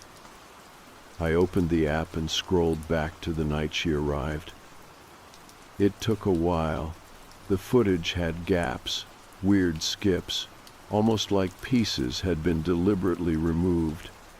But then, at 6:45 p.m., there she was, standing on our porch. Same sweater, same polite smile, her hand raised in a friendly wave. But as the video played, I noticed something I hadn't before. Her reflection in the glass. It didn't move, not even slightly. While she waved and smiled and tucked hair behind her ear, the reflection stood frozen, arms at her side, face blank. I felt something tighten in my chest. I paused the video and stared at the screen. Screenshot. Saved it to my phone. I didn't know what I was going to do with it, but I needed proof. I needed to remind myself this was happening. That night, I let Emma sleep in our bed. I read her a story, kissed her forehead, and waited until she fell asleep. I stayed up with the lights on, pretending to read, pretending everything was fine. It wasn't. At 3:14 a.m., the lights flickered. Not off, just dimmed, like someone was playing with the voltage. I held my breath. Then came the creak of a floorboard. Not in our room. From Emma's. I got up slowly, careful not to wake her, and stepped into the hallway. The door to her room was half open, swaying just slightly like it had been touched. I didn't go in. I couldn't. I stood there, frozen, listening to the faintest sound. Breathing. Not mine. Not hers. Just breathing. I backed away and shut our bedroom door, wedging a chair under the knob like they do in movies. It didn't feel ridiculous. It felt necessary. I didn't sleep. The next morning, I found another drawing in Emma's room. Not in her sketchbook. This one was taped to the back of her door. 3 figures again. But this time, the stick figure meant to be me had no face. No eyes, no mouth, just an empty circle. When I asked Emma who drew it, she didn't answer. She just whispered. She said if I don't play right, she'll make me stay. That day, I packed a bag. I called my sister and told her we were coming for a visit, a long one. I didn't explain. She didn't ask. Maybe she heard something in my voice. Maybe she already knew something was wrong. Before we left, I went into the basement one last time. The drawings on the wall were gone, but in their place, in red marker, was a sentence. You can go, but she stays. I grabbed Emma and left the house without looking back. We've been staying at my sister's place ever since. Emma's sleeping through the night again. No drawings, no whispers, no dreams about Elle. But last night my sister found Emma in the hallway, sitting in the dark. She asked her what she was doing. Emma said, waiting for Mommy. My sister said, but your Mommy's right here. And Emma looked up and said, not that Mommy. I don't know what I've brought with us, but I don't think it stayed in the house. I didn't know what closure looked like anymore. After 3 weeks at my sister's, I was still waking up at 3 a.m., sitting straight up in bed like my body had memorized something I hadn't agreed to. Emma at least seemed better. Her appetite returned. The circles under her eyes faded, but every now and then she would pause mid-play and look at nothing for a few seconds too long, like she was remembering something and trying to forget it at the same time. I wanted to believe we were safe now, but safety started to feel like a story I told myself at night. I had done what any rational person would do. I left the house, protected my kid, reported everything. And still, I couldn't shake the weight of it. The idea that something had sunk its claws into our lives and didn't want to let go. So I went back. Not for long, just a few hours. I needed to see it again, not in my memory, but in daylight. I asked my sister to take Emma to the park and drove to our house with a pit in my stomach. The yard looked normal, lawn dry from early spring, newspapers stacked on the porch, the welcome mat still crooked. But the second I walked in, I knew no one had been inside. And yet, it didn't feel empty. I walked from room to room. My feet were almost silent on the hardwood, but the house groaned in the kind of way that makes you feel like you're not alone. I didn't bring boxes or trash bags. I wasn't there to pack. I needed answers, or at least a thread to tug at. I started in Emma's room. Her sheets were still tangled from the last night we'd slept there. I touched the edge of her pillow, cold. In the closet, I found the sketchbooks again. She hadn't brought them to my sister's, I made sure of that. They were stacked neatly, too neatly. I opened one. Every page was covered in suns. Hundreds of them, each slightly different, some frowning, some smiling, some with hollow eyes. The last page stopped me. It was a drawing of 3 stick figures. Again, but this time there were names written in shaky, blocky letters beneath each one. Mommy, Emma, her, and above them a sentence. She said she was lonely before. I closed the book and set it down. My hands were sweating. I didn't feel watched, not exactly, but I felt noticed, like the house remembered me, like it was waiting to see what I'd do next. I headed downstairs to the basement. I wasn't even scared anymore. I just felt tired. The cabinet under the stairs still creaked the same way.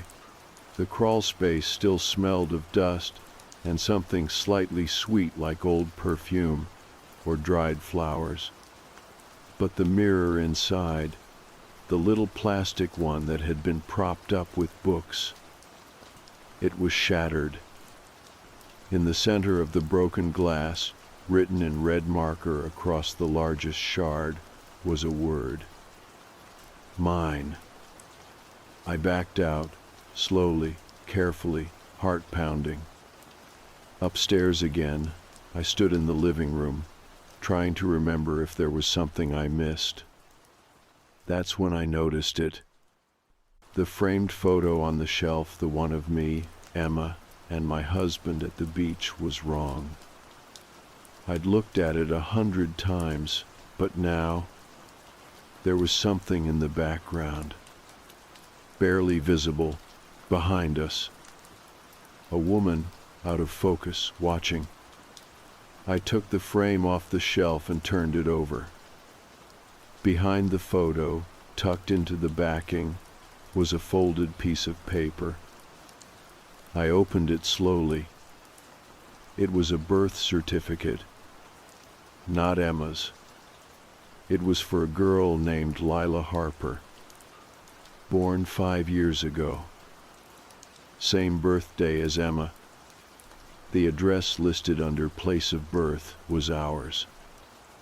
The handwriting on the line that said mother had been scratched out, but I could still make out the first few letters. L. I left the house. I didn't pack a single thing. I went straight to the police station and handed over the certificate, the photo, the sketchbook page. I told them everything. Again, this time they listened. A detective followed up with the babysitting agency. They finally acknowledged that the L who showed up at our house used stolen credentials. An open investigation was already underway.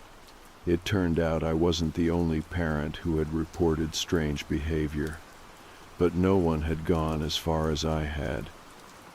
No one else had the drawings, the photo, the fingerprints on the broken mirror they'd eventually dust.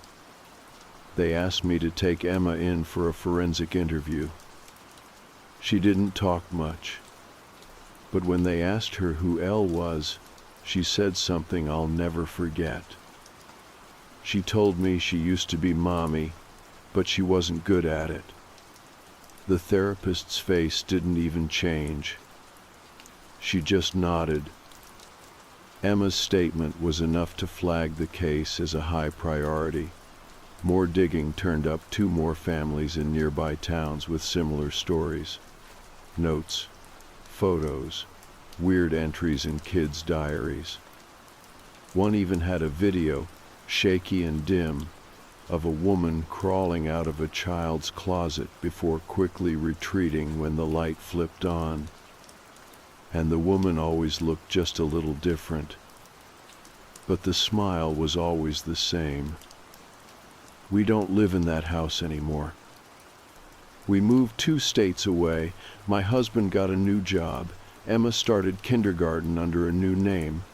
We don't talk about Elle, not in front of her, not even between ourselves, really. But the house? It was condemned last month. The new buyers backed out after renovations started. The contractor reported something unusual in the walls. Bones. Small ones. And behind a sealed panel in the basement, they found a child's bed, covered in sun drawings. The DNA is still being tested. They suspect it might be Lila, or maybe someone else. Maybe there was more than one. But for me, the scariest part wasn't the bones. It wasn't even the secret room or the forged identities.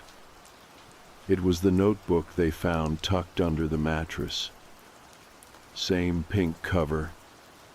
Inside, the first page had 5 words, written in a new, careful hand. She said I could stay. I never want to know what that meant. Some stories don't need sequels. Some things should stay buried.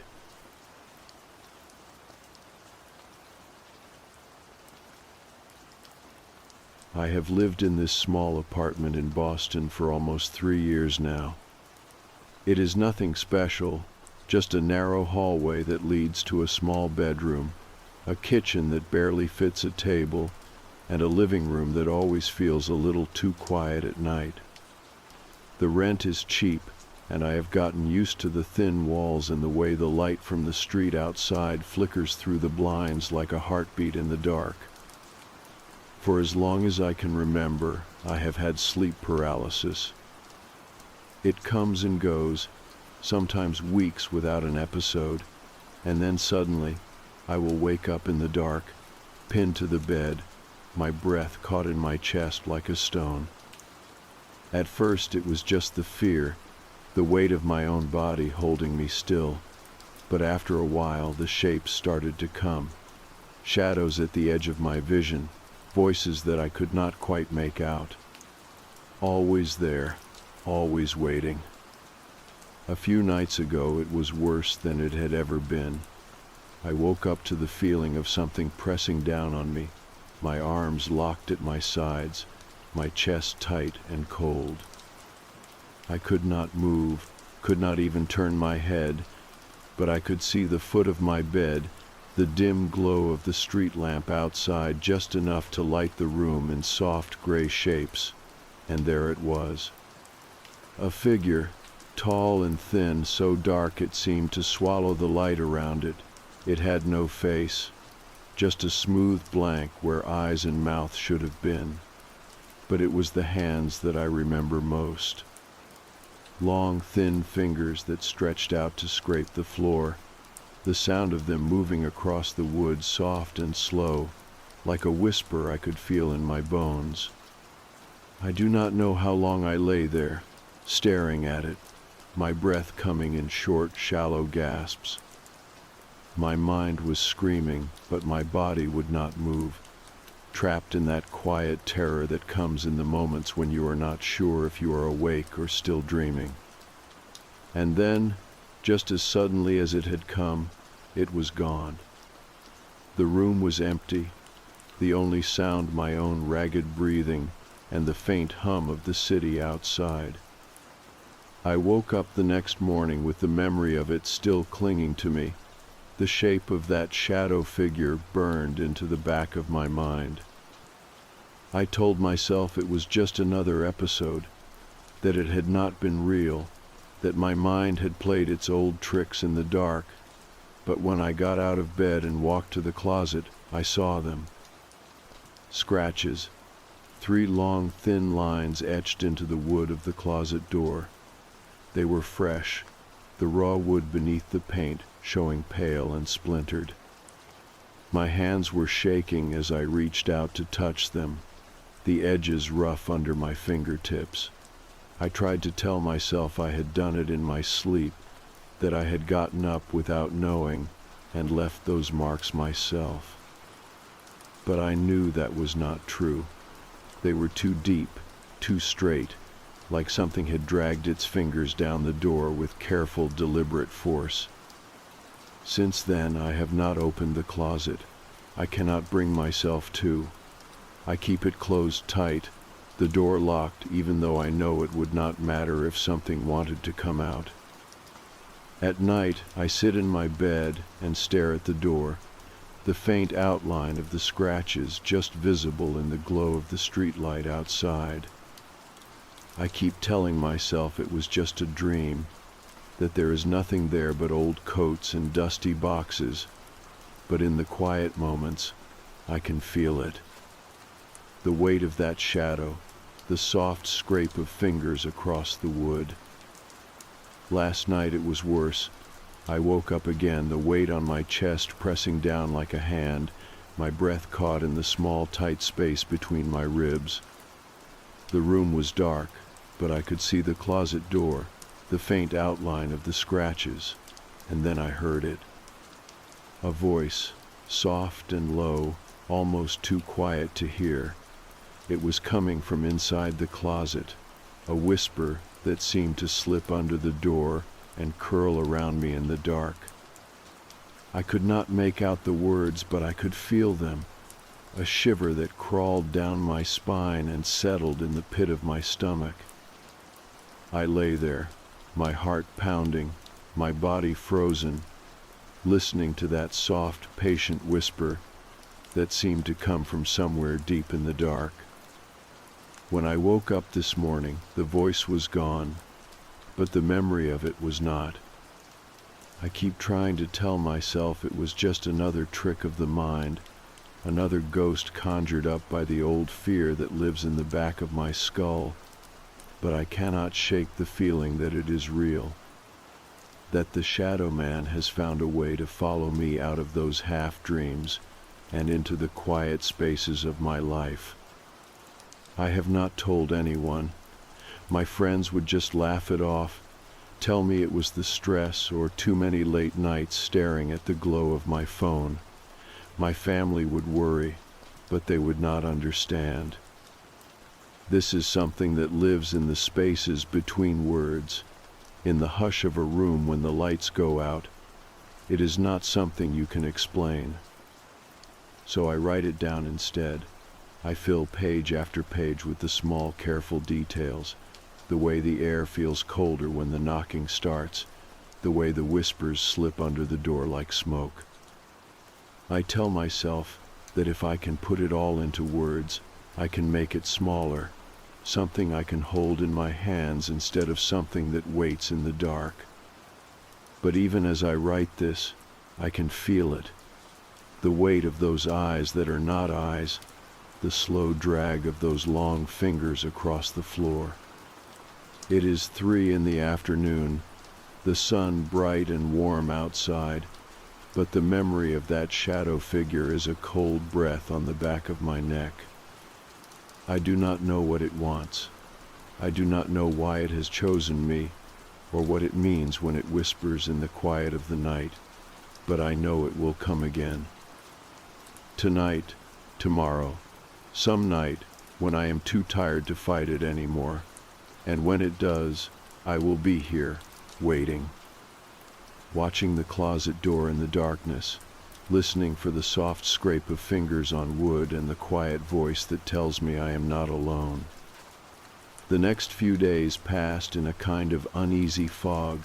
I tried to keep busy, to fill every minute with noise and light, but it felt like I was moving through water, everything slow and heavy.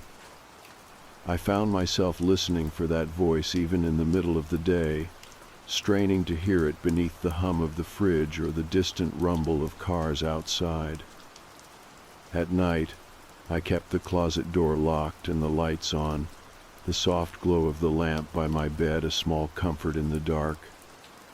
I told myself it was just my mind playing tricks on me. I had read enough about sleep paralysis to know how it could warp your senses, make shadows into shapes, and turn your own breath into someone else's whisper. But it felt different now.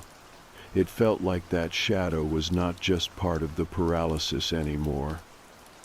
It felt like it was real, like it had stepped out of that half-dream and was waiting for me in the quiet spaces of my life. The scratches on the closet door had not changed. They were still there, pale lines in the dark wood, a silent reminder of that night. I kept the door locked tight, the small key hidden in the drawer by my bed. Every time I walked past it, I could feel my skin crawl, the memory of those long fingers scraping across the floor still fresh in my mind. One night, I tried to sleep in the living room, thinking that maybe if I put some distance between myself and the closet, I could find a few hours of peace. I curled up on the couch with a blanket pulled tight around me, the soft hum of the television in the background, but even then, I could not escape it. I kept thinking about the way the figure had stood at the foot of my bed, the way it had watched me with that blank face and those long, reaching hands. I must have drifted off at some point, because I woke up to the soft sound of something moving in the hallway. My heart jumped in my chest, my breath catching as I strained to hear. It was a slow, deliberate shuffle, like bare feet moving across the old wood floor. I lay there, frozen, the blanket pulled up to my chin, listening to the sound grow closer. And then it stopped, right outside the living room door. I waited, my whole body tense, the quiet pressing in around me. I could feel it there, just on the other side of the thin wall, waiting. I do not know how long I lay there, my breath shallow, and my hands clenched tight in the fabric of the blanket. But finally, the footsteps moved away, fading back down the hall until there was nothing but the soft hum of the television again. I did not sleep for the rest of the night. I sat there on the couch, my eyes fixed on the dark doorway, every creak of the old house like a breath in the quiet. When the sun finally came up, I felt like I had been holding my breath for hours. The next morning I thought about calling someone, a friend, my brother, anyone who could come sit with me in the bright light of the day and help me feel like the world was still real and solid. But every time I picked up the phone, the words felt too heavy to say. I was afraid of how they would sound out loud, afraid that speaking them would make them real in a way I was not ready to face. Instead, I spent the day cleaning again, scrubbing the kitchen until my hands were raw and the smell of bleach clung to my skin. I opened all the windows, letting the cold air wash through the apartment like a promise, but even then I could feel it. The weight of that shadow waiting in the quiet spaces, the soft breath of something just out of sight. That night, I did not try to sleep on the couch. I went back to my bedroom, the familiar creak of the floor beneath my feet both a comfort and a warning. I locked the closet door tight and sat on the edge of the bed, the soft glow of the lamp painting the walls in gentle gold. I told myself I would not look at the closet, that I would keep my eyes on the light and let the night pass me by. But when the clock crept past midnight, I found myself staring at that door, the faint outline of the scratches just visible in the soft light. I do not remember falling asleep, but I woke up in the dark, the room cold and still. My body would not move, my chest tight, and my breath caught in my throat. I could feel the weight of the air around me, thick and heavy, pressing down like a hand. My eyes were open, and I could see the closet door, the pale lines of the scratches sharp in the faint light from the street outside.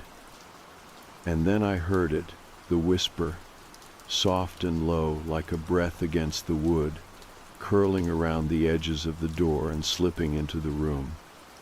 It was not words exactly, more like a sound that wanted to be words, a promise or a threat I could almost understand.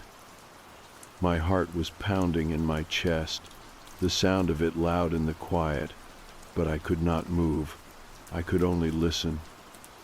I do not know how long it lasted. It felt like forever, that soft, patient whisper winding through the room like smoke. And then, just as suddenly as it had come, it was gone. The weight lifted from my chest, and I could breathe again, the sharp, cold air filling my lungs like ice. I lay there for a long time, my body shaking, my mind trying to make sense of what I had heard. When I finally got up, the first light of dawn was creeping across the sky, soft and pale. I sat on the edge of the bed, and looked at the closet door, the scratches still there, silent and waiting. I do not know what it wants. I do not know if it is real, or if it is just something that has always been there, waiting for the moment when I am too tired to fight it anymore. But I know that it will come again. And when it does, I will be here, listening in the dark, waiting to see what waits behind that door. The morning after I heard the whispering, I tried to pretend everything was normal. I got up and made coffee, the smell of it warm and familiar in the small kitchen. I watched the early light spill across the floor, the soft gold of it making the scratches on the closet door seem almost harmless. But no matter how bright the day was, the memory of that voice stayed with me, like a cold hand on the back of my neck that would not let go. I spent most of the day out of the apartment, wandering through the streets of Boston like I was looking for something I had lost. I walked past old brownstones and narrow alleyways, the city alive with people and noise. For a little while, it helped. The chatter of strangers, the clatter of dishes from open cafe windows, all of it a soft blur that made the night feel like a distant dream. But every time I stopped, every time the world went quiet around me, I felt that same weight in my chest, a quiet certainty that whatever lived in the shadows of my room was still there waiting. When I finally went home, the sun was setting, the sky streaked with pink and gold. I paused at the door, my hand on the cold metal knob, and took a deep breath. I told myself it was just a room, just an old closet in a cheap apartment, and that if I kept telling myself that, it would be true. But when I stepped inside, the air felt heavy, thick with something I could not see. I turned on every light in the apartment, the soft glow of the bulbs washing the walls in pale yellow. I cooked dinner, though I barely tasted it, the quiet of the evening pressing in around me. I put on music, trying to fill the silence with something other than the sound of my own heartbeat. But no matter how loud the music was, I could feel the closet at my back, the weight of it like a breath in the dark. That night, I lay in bed with the lamp still on, the soft circle of light a small comfort in the shadows.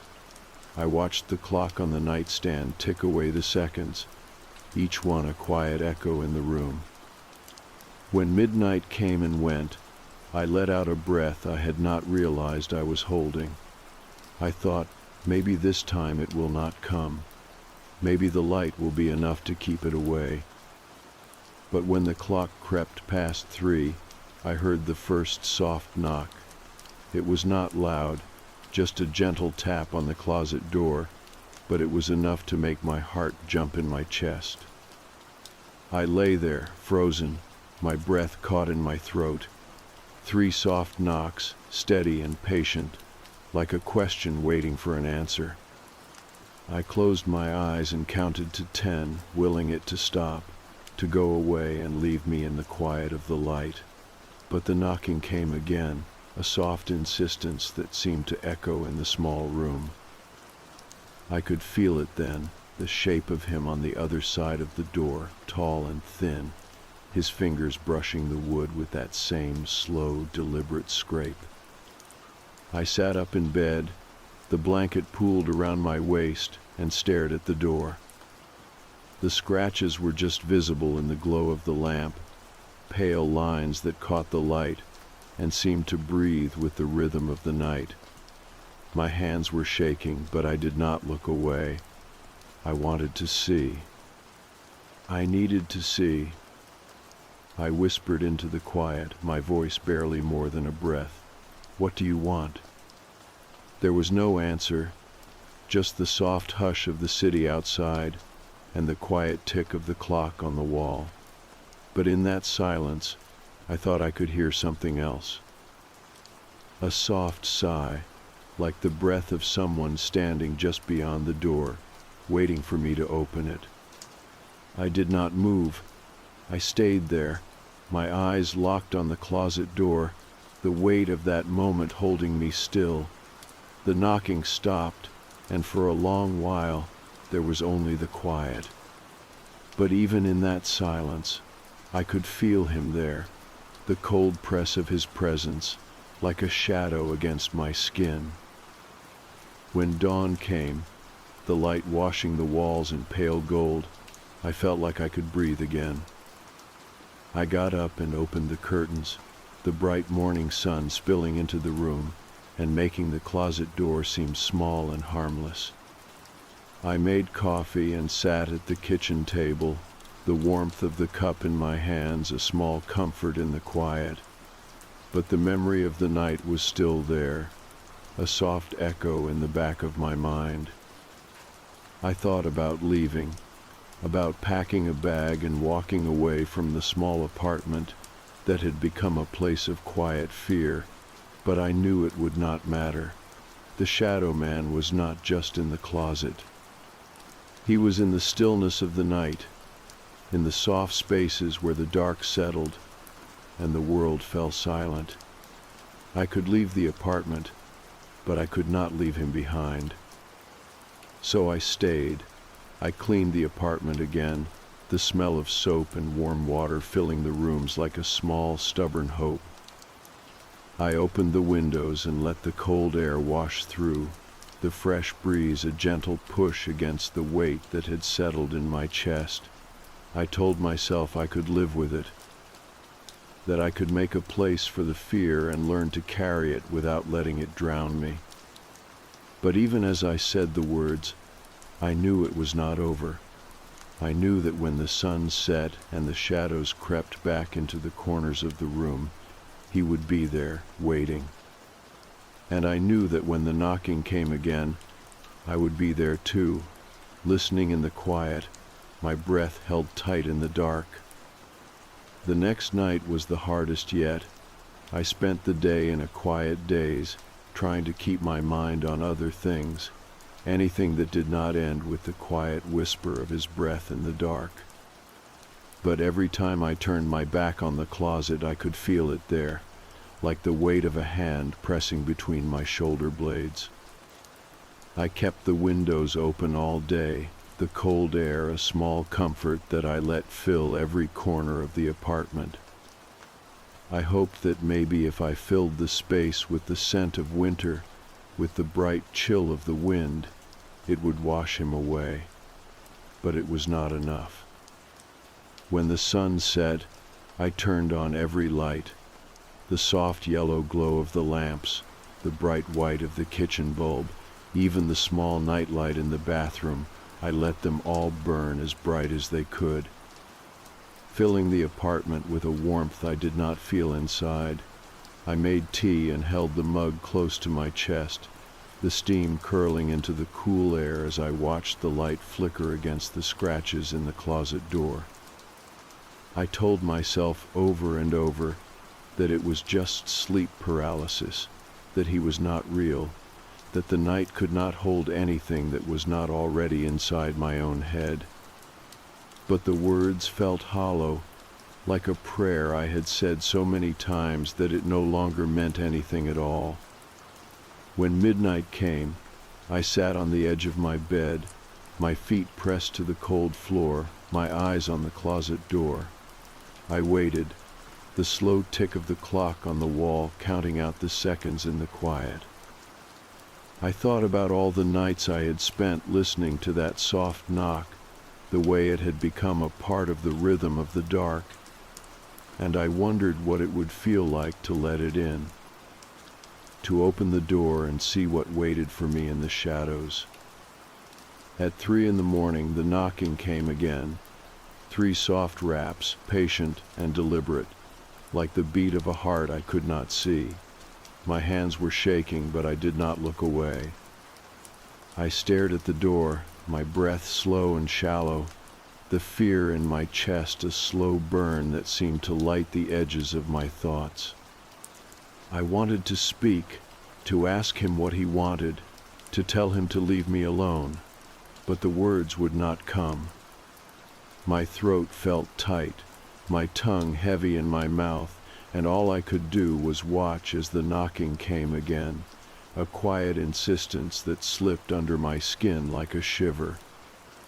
I do not know how long I sat there, my body frozen, my mind caught between the soft comfort of the light and the cold promise of the dark. When the knocking stopped, the quiet that followed was almost worse. It was like the world itself had stopped breathing, like the air around me was holding its breath, waiting for something I could not name. I got up slowly, the floor cold against my bare feet, and walked to the window. I pushed it open and let the cold night air wash over me, the sharp scent of frost, a small mercy in the hush of the room. I stood there for a long time, the soft rustle of the trees in the wind, the only sound, and I tried to remember what it felt like to not be afraid. When I turned back to the closet, I saw something that made my heart stutter in my chest. The door was open, just a crack, the faint line of darkness inside like a mouth that had been waiting to speak. I did not remember unlocking it. I did not remember moving at all, but it was open, and in that small sliver of darkness, I thought I could see something move. I stepped closer, my hands cold and shaking at my sides, and I could feel the air inside the closet, colder than the night outside, brushing against my skin like a breath.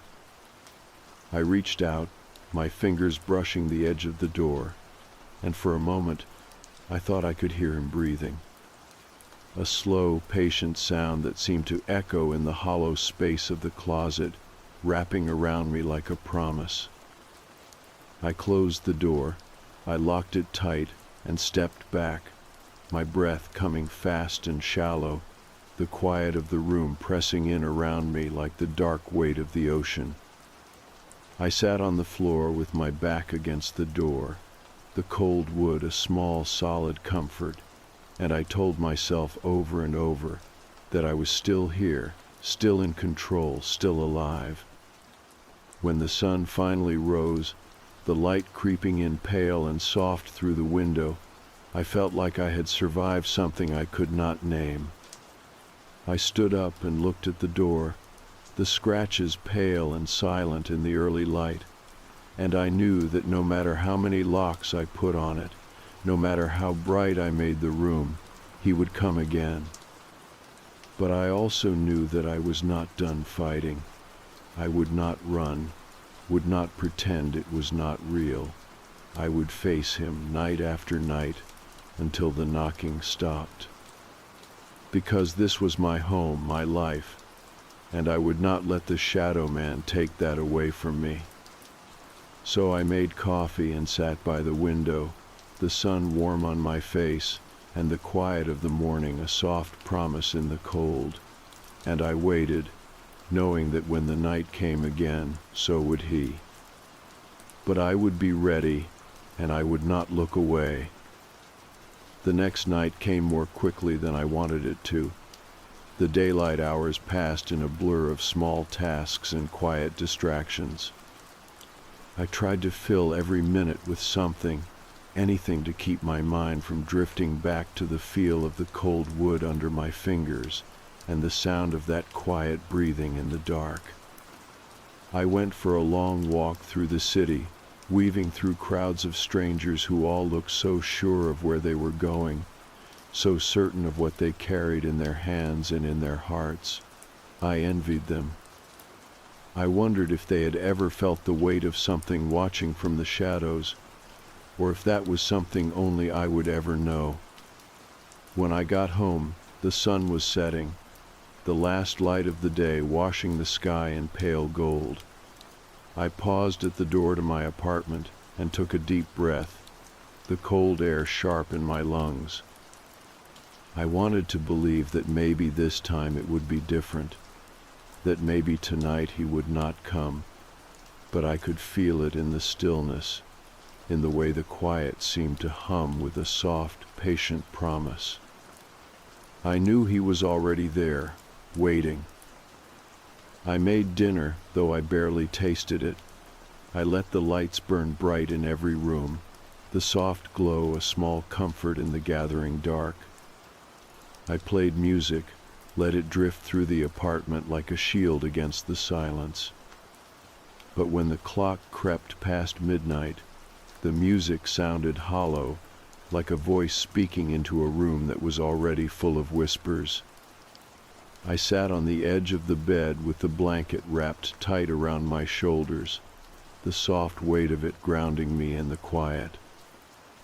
The closet door was locked, the small key heavy in my pocket, but it did not matter. I knew he did not need the door to be open. He had already found his way into the spaces between my breaths, the quiet moments when the world went still.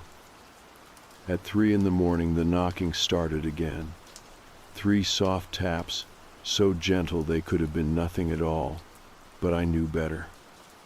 My heart stuttered in my chest, the sound of it loud in the small room. I closed my eyes and let the knocks wash over me, the rhythm of them as familiar now as my own pulse. I stood up slowly, the blanket slipping to the floor, and walked to the closet door. My feet were cold on the wooden floor, the chill of it a sharp bite that kept me from slipping into the soft fog of fear. I placed my hand on the door, my fingers tracing the scratches in the wood, and I whispered into the dark. "What do you want from me?" My voice was soft, but it felt loud in the quiet, a small defiance that made my hands stop shaking. There was no answer, just the soft hush of the night and the slow, steady sound of my own breath. But in that silence I felt him there, closer than he had ever been. I could feel the cold of him pressing through the door, the quiet weight of his presence filling the space around me. I turned and walked back to the bed, my legs heavy with something I could not name. I sat down and pulled the blanket tight around me again, my eyes fixed on the door. The knocking stopped, but the quiet that followed felt thick and alive, like the air itself was holding its breath. I sat there for what felt like hours, the room so still I could hear the soft tick of the clock and the slow beat of my own heart. My mind drifted, the edges of my thoughts soft and blurred, and I wondered if maybe I was not really awake at all. If maybe this was another kind of sleep, one where the shadows were real and the world outside was just a dream I had forgotten how to wake from. At some point, I must have dozed off, because I woke to the faint light of dawn creeping in through the curtains. The room was quiet, the air soft and cold around me. I stood up and walked to the window, the soft glow of the morning washing the world in pale, gentle gold. I watched the light move across the floor, and for a moment it felt like everything was just as it should be. But when I turned back to the closet, I saw that the door was open again, just a crack, but enough to see the dark space beyond, the faint outline of something moving in the shadows. My breath caught in my throat, but I did not look away. I took a step closer, the floor cold and solid under my feet, and I spoke again. "I see you," I whispered. "I know you are there." The air in the room seemed to shiver, the shadows in the closet shifting like breath. I could not see him, not really, but I could feel the shape of him in the dark, the slow, patient weight of him watching me. I closed the door and locked it again, my fingers steady on the cold metal of the key. I turned and walked back to the window, the light of the morning bright and clean against my skin. And in that light, I felt something like strength, something like resolve. I knew that he would come again, that the knocking would not stop, that the quiet voice in the dark would keep calling me back, but I also knew that I would not be afraid. I would meet him in the dark, night after night, until I understood what it was he wanted from me, or until I found a way to make the whispers stop. For now, I would let the light of the day fill the apartment, the warm sun a soft promise that there was still a world beyond the shadows, and when the night came again, I would be ready. The night after I saw the door open felt different from all the nights before. I spent the whole day thinking about what I would do when the knocking came again. It was not a question anymore. It was something I knew would happen, something I was finally ready to face. I did not know what he was or why he had chosen me. I just knew that I could not keep living in the space between fear and waiting. I had to see him. I had to hear what he had to say. I did not fill the apartment with light this time. I let the soft glow of a single lamp wash over the room, the quiet golden circle of it like a small island in the dark. I turned off the music and sat on the edge of my bed, the blanket pooled around me, my hands resting on my knees. The closet door was closed and locked, the key heavy in my pocket, but I could feel the weight of him behind it, the patient press of his breath on the other side of the wood. I watched the clock as the seconds ticked by, the slow sweep of the hand a quiet echo in the room. I thought about all the nights I had spent waiting, all the ways I had tried to keep him out. And I realized that in all that time I had never really looked. I had never let myself see the thing that waited for me in the dark. At 3 a.m, the knocking came again, 3 soft raps, each one as gentle and deliberate as a heartbeat. I stood up and walked to the door, my feet steady on the cold floor, my breath slow and sure. I placed my hand on the wood, the scratches rough under my fingertips, and I spoke in a voice that felt calm and certain. "I am here," I said softly. "I am listening." There was no answer, but the air around me seemed to shift, the quiet of the room deepening until it felt like the whole world had stopped to hear what I would do next. I turned the key in the lock, the soft click loud in the hush of the night, and I pulled the door open. Inside, the closet was dark, the shadows thick and deep, but I could see him now standing there, tall and thin, his shape almost lost in the black. He did not move, did not speak. He just watched me, the blank space where his face should have been somehow more real in the soft glow of the lamp. I felt the cold of him reach out, a quiet breath that slipped over my skin and settled in the hollow of my chest. I did not look away.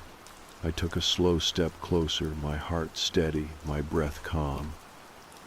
In that moment, I felt something shift, something that had been holding tight to my bones for so long, I had almost forgotten how to live without it. I realized then that it was not about fear. It was about the choice to see, to let the dark be what it was, and to stand in it without flinching. "Why are you here?" I asked, my voice a soft thread in the stillness. He did not answer, but in the quiet, I felt something pass between us, a small, silent understanding that settled in the air like dust. I knew then that he would not leave, that the shadow man was not something I could chase away with light or locks. He was a part of the quiet spaces in the night, a part of the places where the world grew thin and the dark pressed in close. But I also knew that he did not own me, that he was only as real as the fear I gave him. And in that moment, standing there in the soft glow of the lamp with the door open and the cold night air slipping in around me, I decided that I would not give him that power anymore. I closed the door slowly, the soft click of the lock a small, quiet promise. I did not feel afraid. I felt still, like the dark had shown me its face and found that I would not turn away. I went back to bed and lay down in the soft light, the blanket warm around me, the quiet of the room no longer a threat but a gentle hush that wrapped around me like a comfort. I let my eyes close, the soft beat of my heart the only sound, and I breathed in the peace of that small final moment. When the morning came, the sun spilling pale and soft through the curtains, I woke with a feeling of lightness I had not known in months. The closet door was still closed and locked, the scratches still there, but they felt like something old and finished now, a mark of what had been, not what was waiting. I got up and made coffee, the warmth of the cup in my hands a small, steady promise. I opened the window and let the cold air wash through the room, the scent of the morning sweet and clean. And I let the light fill every corner of the space, the soft gold of it a gentle reminder that the night always ends, no matter how long it feels. I know he will come again. I know that when the night grows still and the world goes quiet, I will hear those 3 soft knocks at the door. But I also know that I am ready, that I can meet him in the dark and let the quiet pass over me without fear. Because the shadow man is not the end. He is just a shape in the dark, a whisper in the stillness, and I am more than the quiet spaces where he waits. I am the light that fills the room when the dawn comes, the soft breath of the world when it wakes, the slow, steady beat of a heart that has learned to see without being afraid. So I will live my life in the bright hours of the day, and let the night come when it will. I will let the shadow knock and let the quiet answer, and I will be there to hear it all. Because in the end, that is all any of us can do. Stand in the dark, listen for the whispers, and know that when the morning comes, we are still here.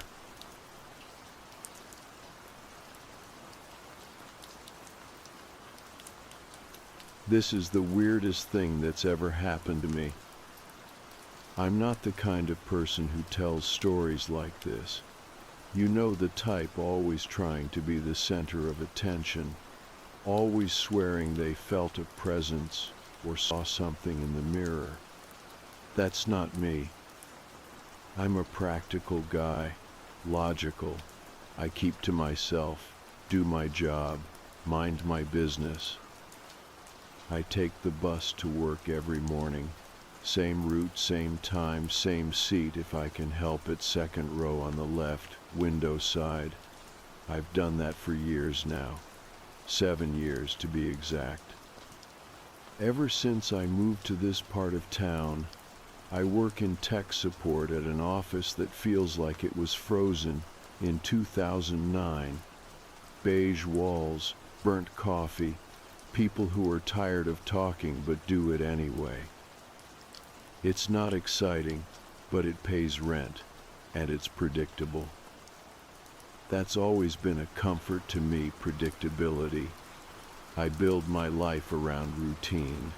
Same breakfast, same bus, same late night shows before bed.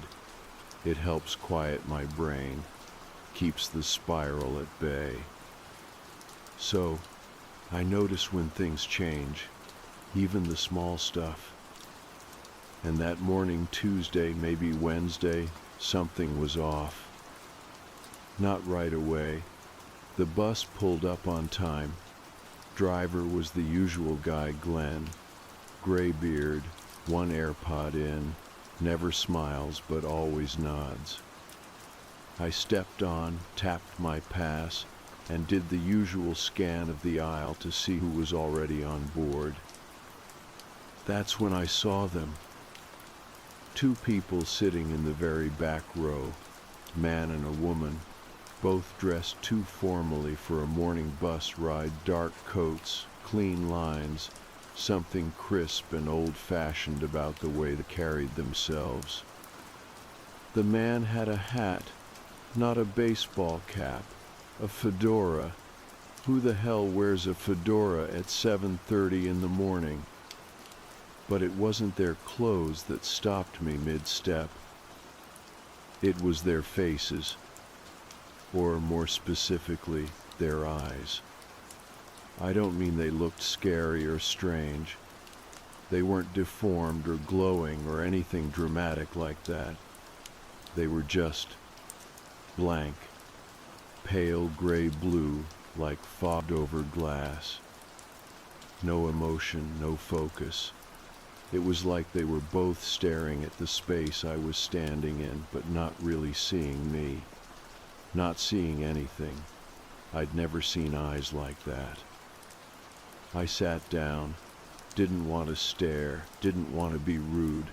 People act weird on buses all the time, right? Maybe they were coming from a funeral. Maybe they were on something. I told myself anything I could to shake the feeling that crawled up the back of my neck like cold air under a door. They never spoke. The entire 30-minute ride, they just sat there, perfectly still, not scrolling on their phones, not chatting, not adjusting their coats or bags, nothing, like they'd been posed there. I got off 2 stops before the office, like always, grabbed a coffee from the corner bodega, and tried to forget about them. But they were there again the next morning. Same clothes, same seats, same vacant eyes. And this time I knew they were watching me. I tried not to look, but something about them pulled my eyes back, like a magnetic field I couldn't resist. They weren't moving, they weren't speaking. But the woman had her head tilted just slightly to the side now, like someone listening very closely, like she was waiting. The man's hands were folded in his lap, fingers interlocked. His knuckles were white. I tried to tell myself they were just odd commuters, that maybe I'd been so locked into my routine for so long that I'd just forgotten how often new people came and went. I stared at my phone the whole ride, didn't look back. But the chill didn't leave me. You know that feeling when you're being watched, not seen watched? When you can feel someone's attention pressing into your skin, heavy and deliberate. That's what it felt like. All the way to my stop. That day at work, I couldn't focus. I forgot my login credentials, had to reset my password twice. I spilled coffee on my keyboard. My manager asked me if I was okay, and I lied and said I was just tired. Truth is, I wasn't sure what I was. The third morning I thought maybe they wouldn't be there. I told myself I was being paranoid. I'd had a bad week, that was all. I hadn't been sleeping well. The heating in my apartment was acting up. Normal stress. That's what I told myself. But I didn't believe it. I hesitated before getting on the bus that day. My hand hovered over the card reader like my body was giving me a chance to turn around. But I got on. And they were there.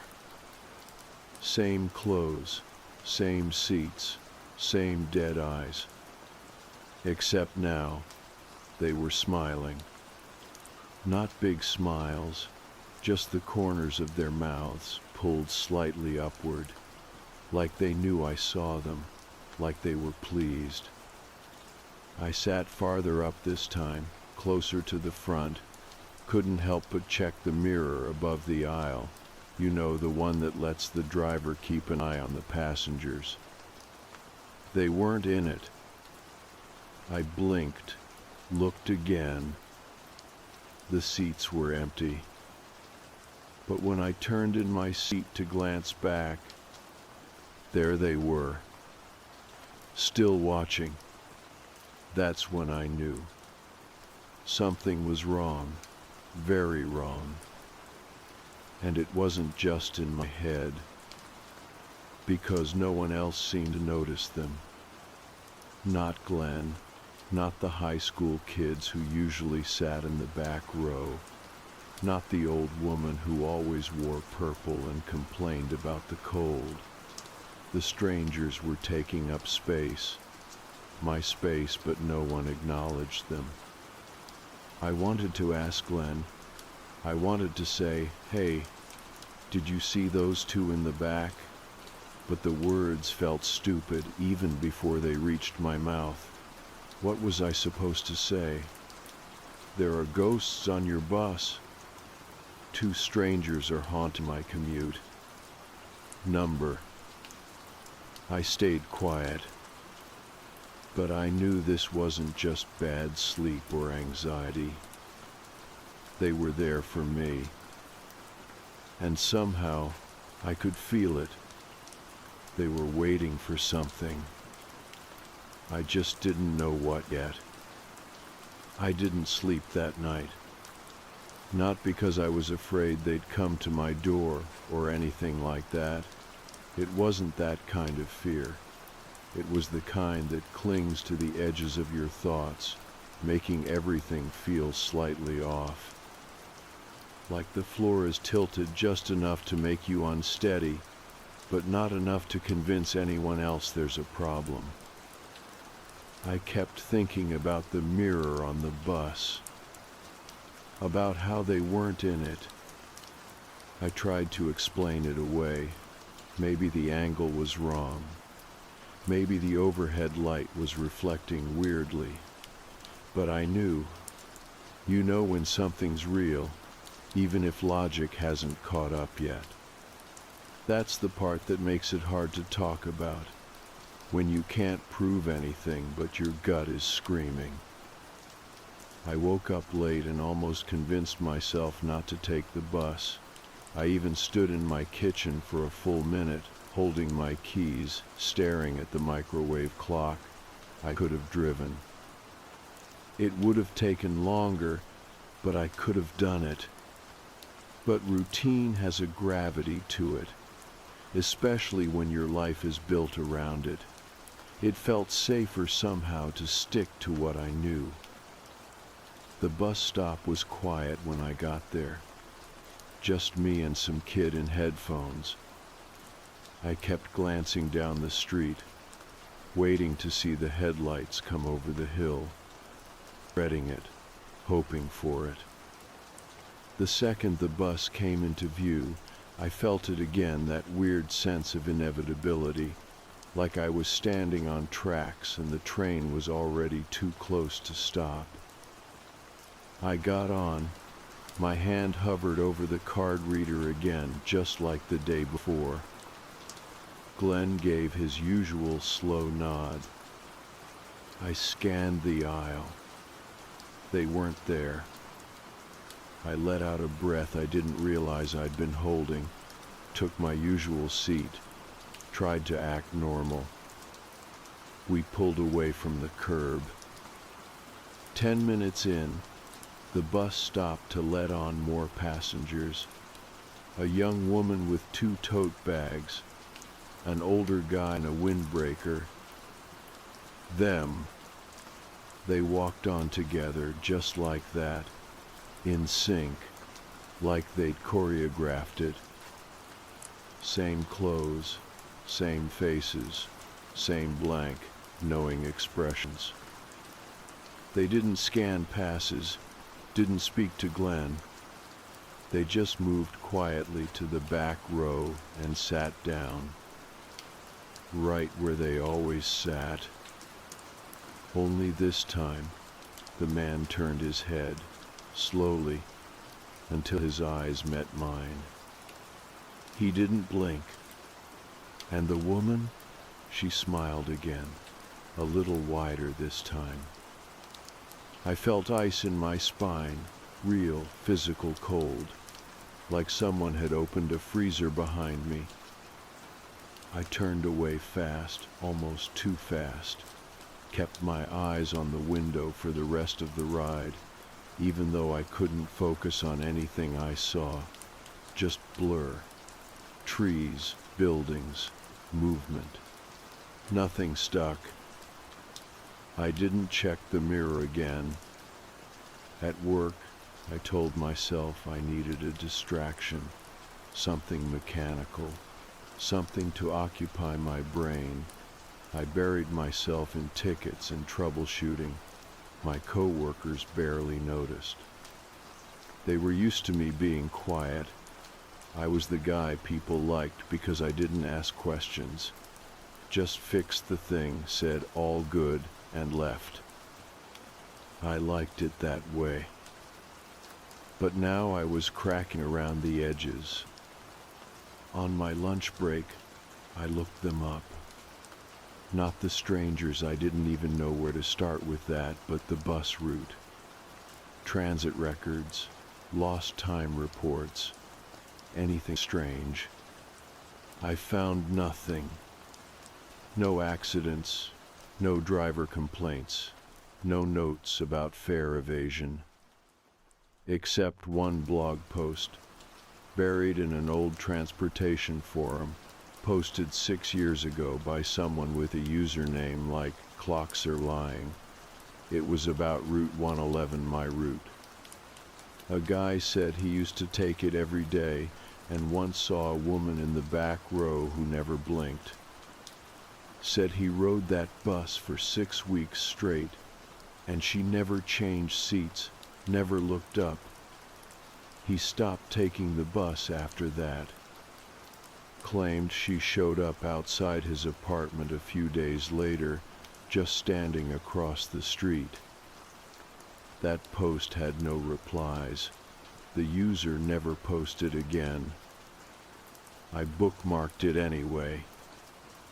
That night, I stayed at the office late. Not because I had to, just didn't want to go home. Didn't want to be alone with my thoughts, or worse, with whatever was happening to me. Everything felt thin, like the world was holding together by threads, and if I pulled on the wrong one, everything would unravel. When I finally made it back to my apartment, I stood outside the building for a while, scanning the shadows. Nothing, no one. But when I got inside and flipped on the lights, there was a single item on the kitchen counter that hadn't been there that morning. A bus transfer slip. Blank, unused. I hadn't taken a transfer in months. I picked it up slowly, flipped it over.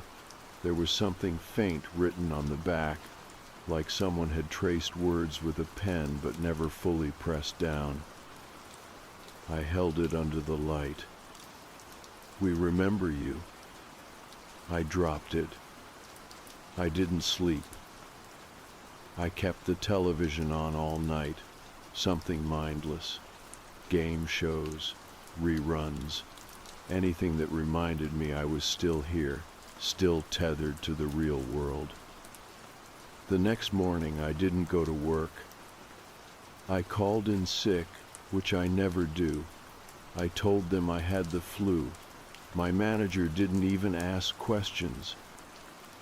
I spent most of the day researching folklore, urban legends, sleep paralysis, shared delusions. Nothing fit exactly. The closest thing I found were these stories about watchers, entities that follow people not to harm them, but to observe, for reasons no one fully understands. They show up during transition points, illness, grief, close brushes with death. I couldn't stop thinking about that line on the transfer slip. We remember you. Not, we see you. Not, we're watching. Remember.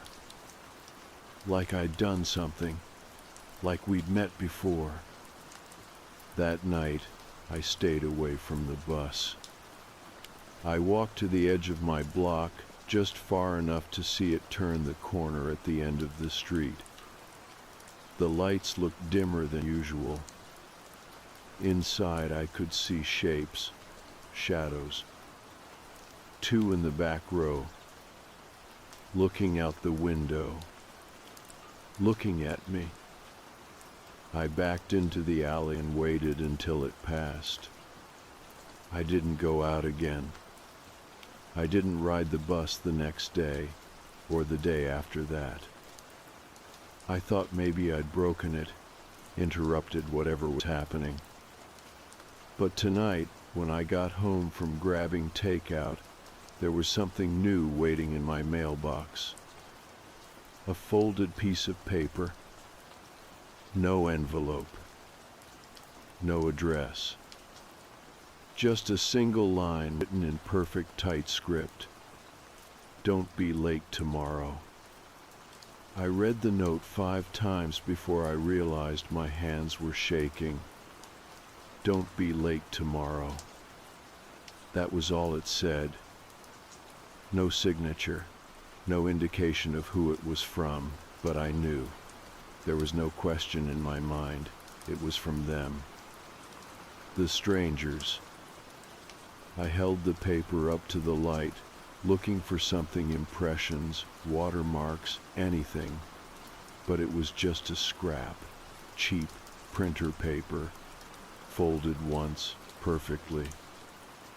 The kind of paper you'd use if you wanted to leave something behind and have it disappear quickly. The writing was neat, too neat, almost clinical. Every letter spaced, just so. The kind of thing you don't want to believe is real. I dropped it on the table and just stood there, staring at it like it might start speaking again. I didn't eat dinner, lost my appetite somewhere between the mailbox and the front door. I paced the apartment for hours trying to decide what to do. Part of me wanted to rip the paper into pieces, burn it, pretend it never showed up. Another part knew better. This wasn't going away.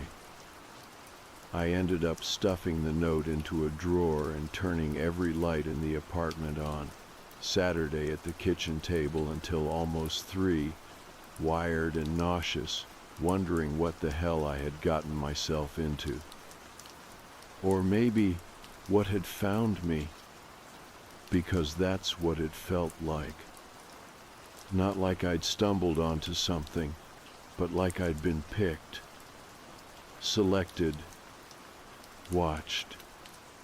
I don't remember falling asleep, but I must have dozed off sometime just before dawn, because I jolted awake with that feeling like you're falling, like your body forgot where it was for a second. I looked around, lights still on, my neck stiff from the chair, the paper still sitting in the drawer, humming like a warning in my brain.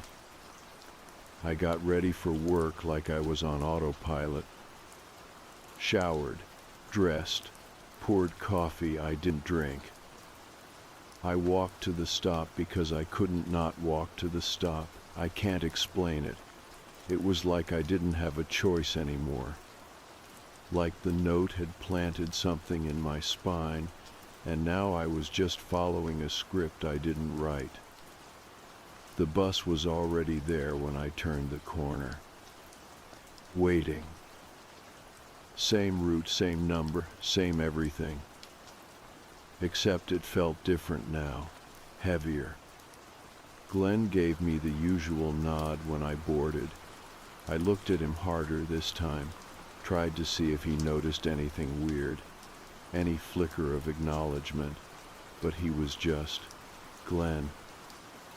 Slightly annoyed expression, always somewhere else in his head.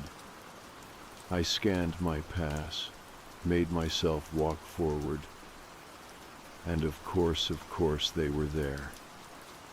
Back row, perfect posture, same clothes, same expressions, like nothing had changed. But something had, because this time I didn't look away. I stared at them for a full 3 seconds as I passed. The man's lips twitched upward, barely. And the woman? She blinked. The first time I'd seen her blink. I sat down closer to the back than usual, not all the way, but far enough that I could hear them if they said anything, far enough that I could pretend I had control over how this played out. I lasted about 10 minutes before I looked again. Still there, still watching. But the weirdest part, nobody else reacted. No one even looked up. The usual guy who played Sudoku, the woman with the green travel mug, the teen with the half-zipped hoodie, not one of them noticed. It was like the strangers only existed for me. The rest of the ride blurred. Every time the bus hit a bump, I jumped. Every time the brakes squealed, my stomach twisted. It felt like I was riding towards something, not away from it. 2 stops before mine, something happened. The woman stood up. She didn't say anything. She just stood. And the man followed. They moved in perfect unison, like they were part of some old ballroom routine, gliding down the aisle as the bus pulled to a stop. But they didn't get off. They stopped right next to me. I felt every hair on my body stand up. I didn't look at them, but I could feel the air change the way it gets just before a thunderstorm breaks. Heavy, electric, off. Then softly, I heard her voice. "You've kept us waiting a long time." I turned my head slowly, too slowly, like I was underwater. She was looking right at me. Her eyes weren't blank now. They were knowing, cold and endless, like still water that runs deep enough to drown in. I opened my mouth, but nothing came out. "We were told you wouldn't notice us," she said, "that you weren't ready." The man didn't speak, just watched. "Ready for what?" I finally managed to whisper. The woman tilted her head, and the smallest frown pulled at the corners of her mouth. "To understand," she said. And then she walked past me, just like that. The man followed. They got off at the next stop. The doors hissed shut behind them. I sat frozen, unsure if I should follow, scream, run, do anything. Glenn looked at me in the rearview mirror. First time he'd really looked at me in years of riding this bus. "You all right back there?" he asked. I nodded. Lied. Of course I wasn't all right. I got off at my usual stop, but I didn't go into work. I walked around for hours just trying to feel my feet on the ground, trying to remind myself I was still real, still here. But I kept seeing their faces every time I blinked. That night, I checked the drawer where I'd hidden the note. There was something new beside it. A photograph. Old, weathered, curled at the edges like it had been sitting somewhere for years. It showed the inside of a bus, my bus. Empty, except for one figure in the second row on the left. Me. Looking out the window. And in the reflection, they were standing behind me. I didn't know what scared me more, that the photo existed or that I didn't remember it being taken. I turned it over, hoping for something, a date, a mark, anything that could explain how it ended up in my drawer. But it was blank, just aged cardboard, yellowing at the edges. It felt real. Heavy, textured. I ran my thumb across the image, half expecting it to smudge, to vanish like a dream when you try to write it down. It didn't. There I was in the second row, staring out the window with that same blank face I must wear every morning, and behind me, clear as day in the glass, stood the strangers. The man slightly behind the woman, both facing me, not smiling, just watching. I sat on the edge of the bed, holding the photo, feeling something strange start to bloom in my chest, not panic, not even dread anymore. Just this growing certainty that I wasn't driving the car anymore, that I hadn't been for a while. I didn't sleep, again. When the sun finally started to break through the blinds, I found myself still holding the photograph, still thinking, still sitting in the same spot. Like time had frozen around me, and I was the only thing left to feel it tick by. I made coffee I didn't drink, looked at my phone, but I hadn't missed any calls, no messages. No one had noticed I'd been skipping work, or if they had, no one cared enough to reach out. I wasn't surprised. It's strange how quickly you can disappear from your own life without anyone blinking. I left the apartment around 10 and rode a different bus, Route 84. I didn't have anywhere to go. I just needed to move, to see if they would follow. I sat in the back, jacket zipped to my chin, eyes scanning the passengers one by one. All normal, tired people, phones, coffee cups, no suits, no blank stares, no perfect postures. I rode for an hour, got off in a neighborhood I'd never been to, walked 6 blocks just to feel the wind in my face, to feel like I still had a body. And for a while, I did feel better. Then I saw it.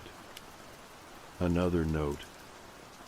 This one was taped to a lamppost at the end of the block. Just a scrap of paper, folded once, pinned under clear tape. "You're drifting." That's all it said. No name, no context, just those 2 words. I left it there, walked away fast, too fast probably, like someone running from an accusation they know is true. That afternoon, I tried calling my sister. We don't talk often, but she's the closest thing I have to family. I thought maybe hearing a familiar voice would anchor me. She answered on the second ring. "Hey," I said, my throat dry. "It's me." A pause. "Okay?" "Do you remember when I moved into this place?" I asked, cutting right to it. "You helped me carry the boxes, the day it rained." She was quiet for a second. "I've never been to your apartment." My stomach turned. "What are you talking about? You helped me put together the kitchen table." "I haven't seen you in months," she said. "Are you okay?"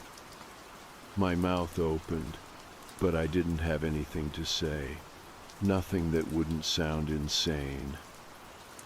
"Maybe you should take a break," she added gently. "Get some rest.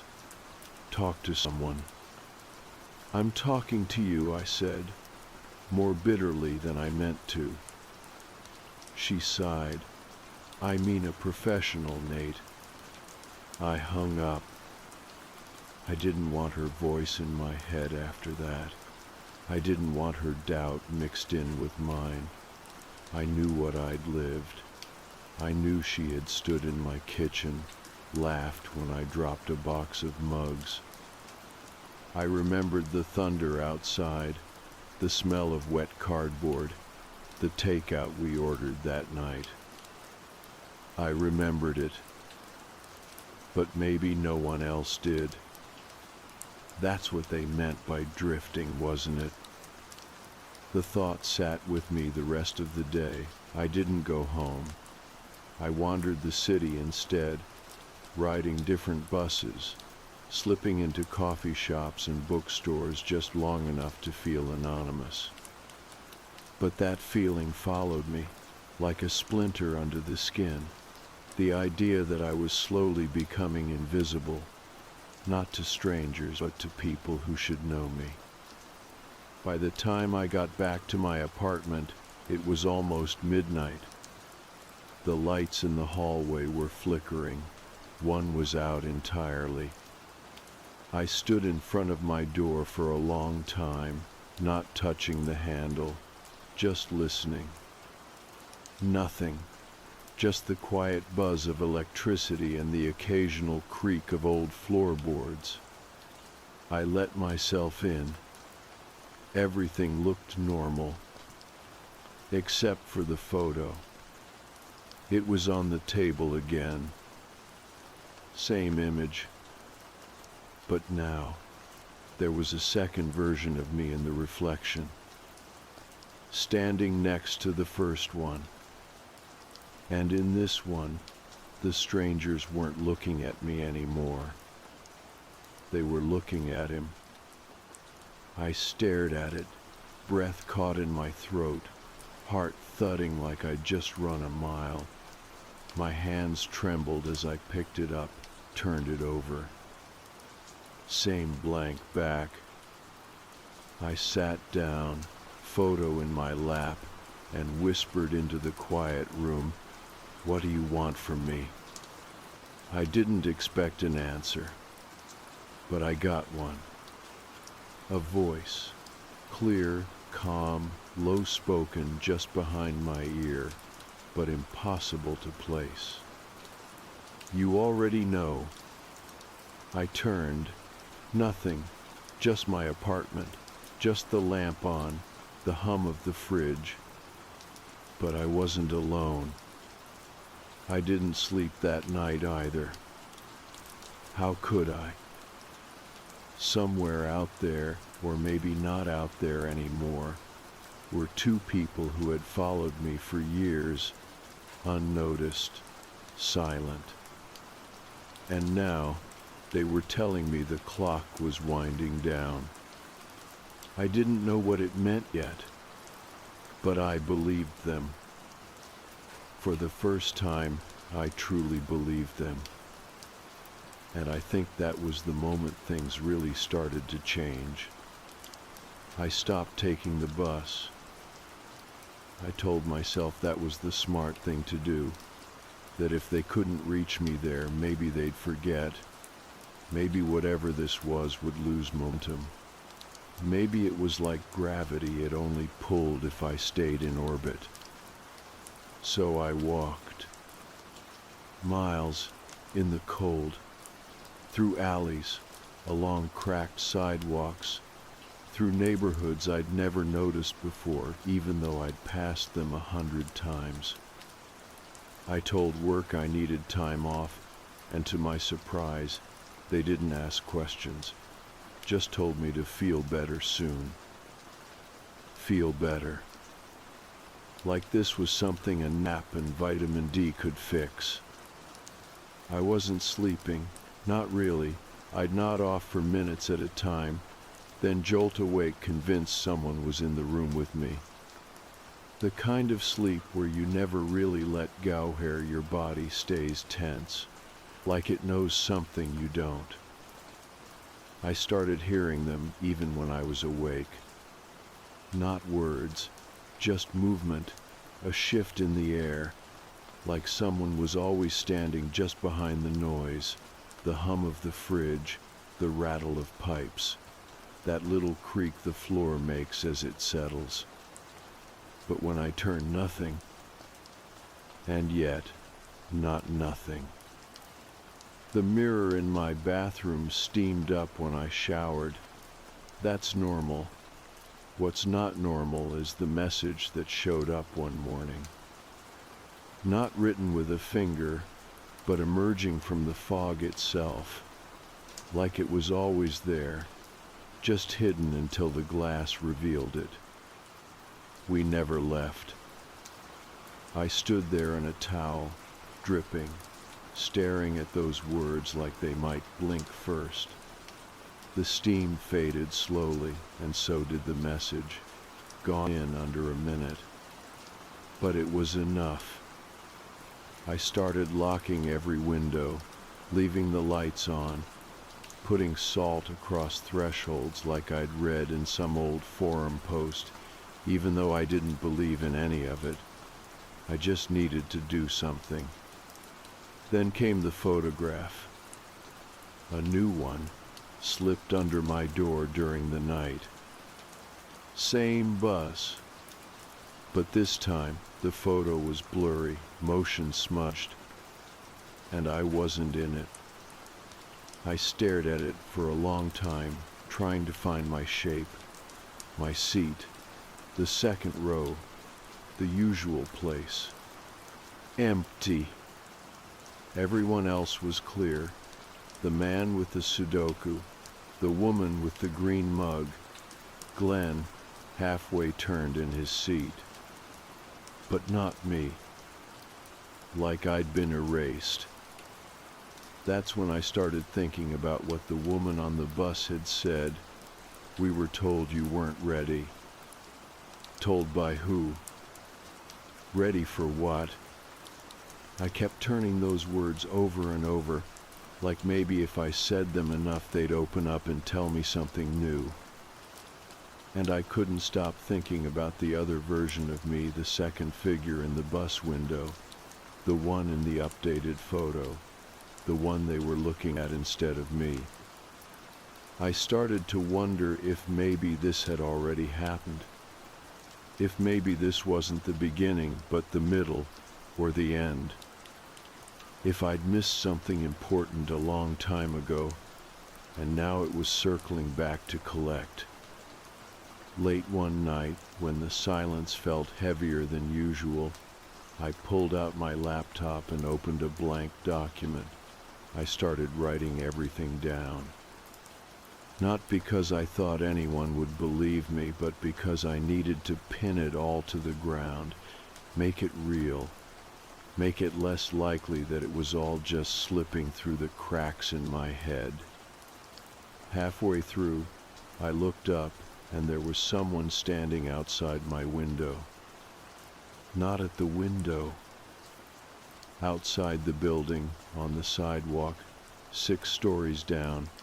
I couldn't make out a face, not clearly, but I could see the outline. Long coat, hat, still, too still, like someone waiting for a cue. I closed the laptop and backed away slowly. I didn't sleep that night either. The next day, I made a choice. I went back to the bus. I needed to know. It felt like walking into a memory you know you've tried to forget. Everything looked the same, but sharper. Colors felt too bright, the air too dry. I stepped on board. Glenn gave his usual nod. They were already there. Of course they were. Same back row, same posture, same silence. But this time, I didn't sit near the front. I walked straight down the aisle and sat across from them. They didn't speak. Not right away. Just watched. Finally, the man leaned forward, lacing his fingers together, and said quietly, "You remember more than we expected." I swallowed hard. My mouth was dry. What are you? The woman smiled, gently, not cruel, almost kind. Not what, when. I blinked. That doesn't make any sense. She nodded like she expected that response. You've seen pieces of it already. The reflections, the photos, the notes. The man added, you thought they were warnings. Aren't they? The woman shook her head. They're reminders. I felt my stomach drop. Reminders of what? The bus slowed. A stop I didn't recognize. No one got on, no one got off. The man spoke again. You died once already, years ago, but it didn't stick. What? You weren't ready, the woman said softly, but you are now. The bus pulled away from the curb, and something shifted. It wasn't loud, it wasn't violent, but everything felt lighter, as if the whole world had just let out a breath I didn't know it was holding. I looked out the window. Nothing was familiar anymore.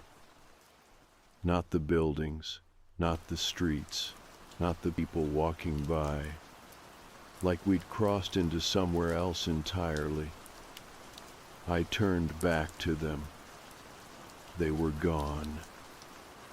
The seats were empty. I was alone on the bus, except for Glenn. And when I looked up at him through the mirror, he was smiling.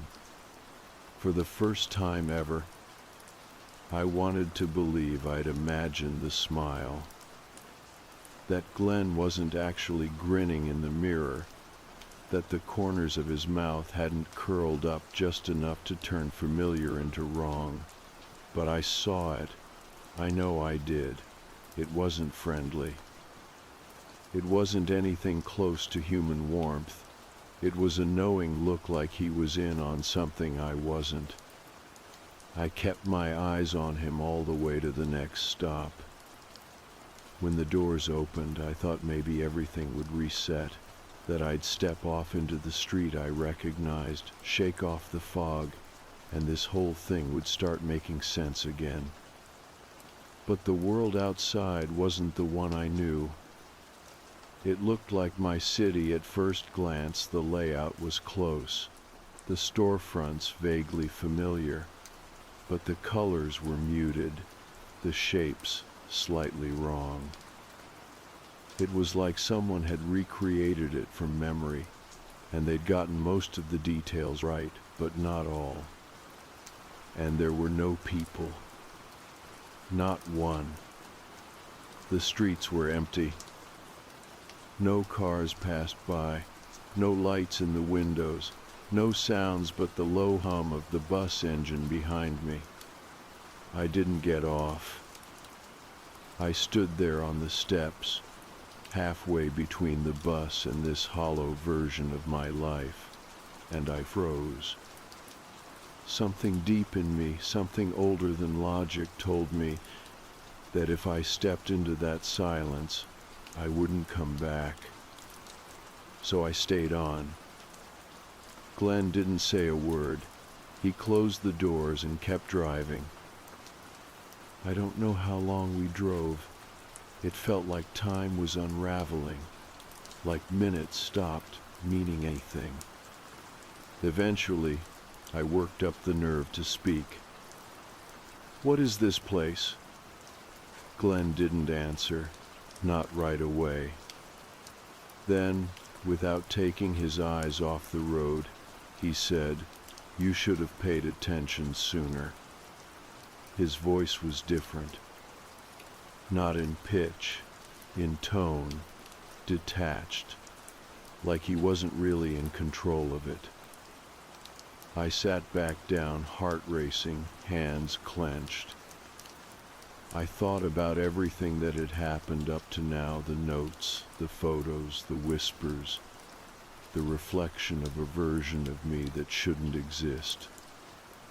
And that word, reminders. Of what? That I'm dead? That I was supposed to be? Number that didn't make sense. I was still breathing, still thinking, still here. But maybe that's the part I didn't understand. Maybe here was the problem. I stood and walked toward Glenn slowly, bracing myself against the seats as the bus rocked beneath me. "What am I supposed to do?" I asked him. "Why me?" He didn't look at me. "You stepped off the path." "What does that mean?" "You were given more time," he said, "but you didn't use it." My throat tightened. More time for what? To remember. I stared at him, searching his profile for any hint of the man I used to see every morning. The quiet driver with one AirPod and a permanent frown. But that person wasn't behind the wheel now. Something else was. The bus turned onto a narrow road I'd never seen before. Tall trees flanked either side, leaning in close like they were eavesdropping. The branches scraped the windows, slow and deliberate, like fingers dragging along the glass. I looked down the aisle. The back row was no longer empty. The strangers were there again. But this time, they weren't looking at me. They were looking at someone else. Me. The other me. The one I'd seen in the photograph. Same coat, same shoes, same tired eyes. He didn't move, didn't blink, just sat perfectly still in my usual seat, second row, left side by the window. And when he turned, slowly, to face me, I didn't see shock or confusion in his expression. I saw disappointment, like he'd expected more from me. I stumbled backward, grabbing onto the handrail. "What is this?" I said. "What the hell is going on?" The woman stood first. Her movements were fluid, effortless. The man followed. They walked down the aisle without a sound. The other me stood as they reached his seat. He stepped aside for them, and they passed right through him. Not like ghosts, like mist parting around a stone. Then they turned to me. The woman spoke. "You've seen all the signs, heard all the warnings.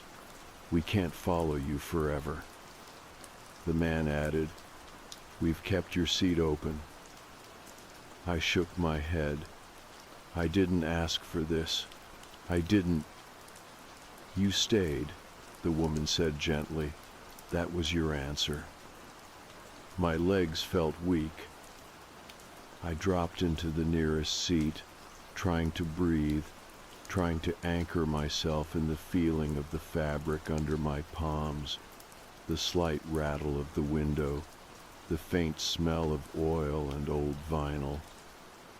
"You still think this is about punishment?" she said. "It's not?"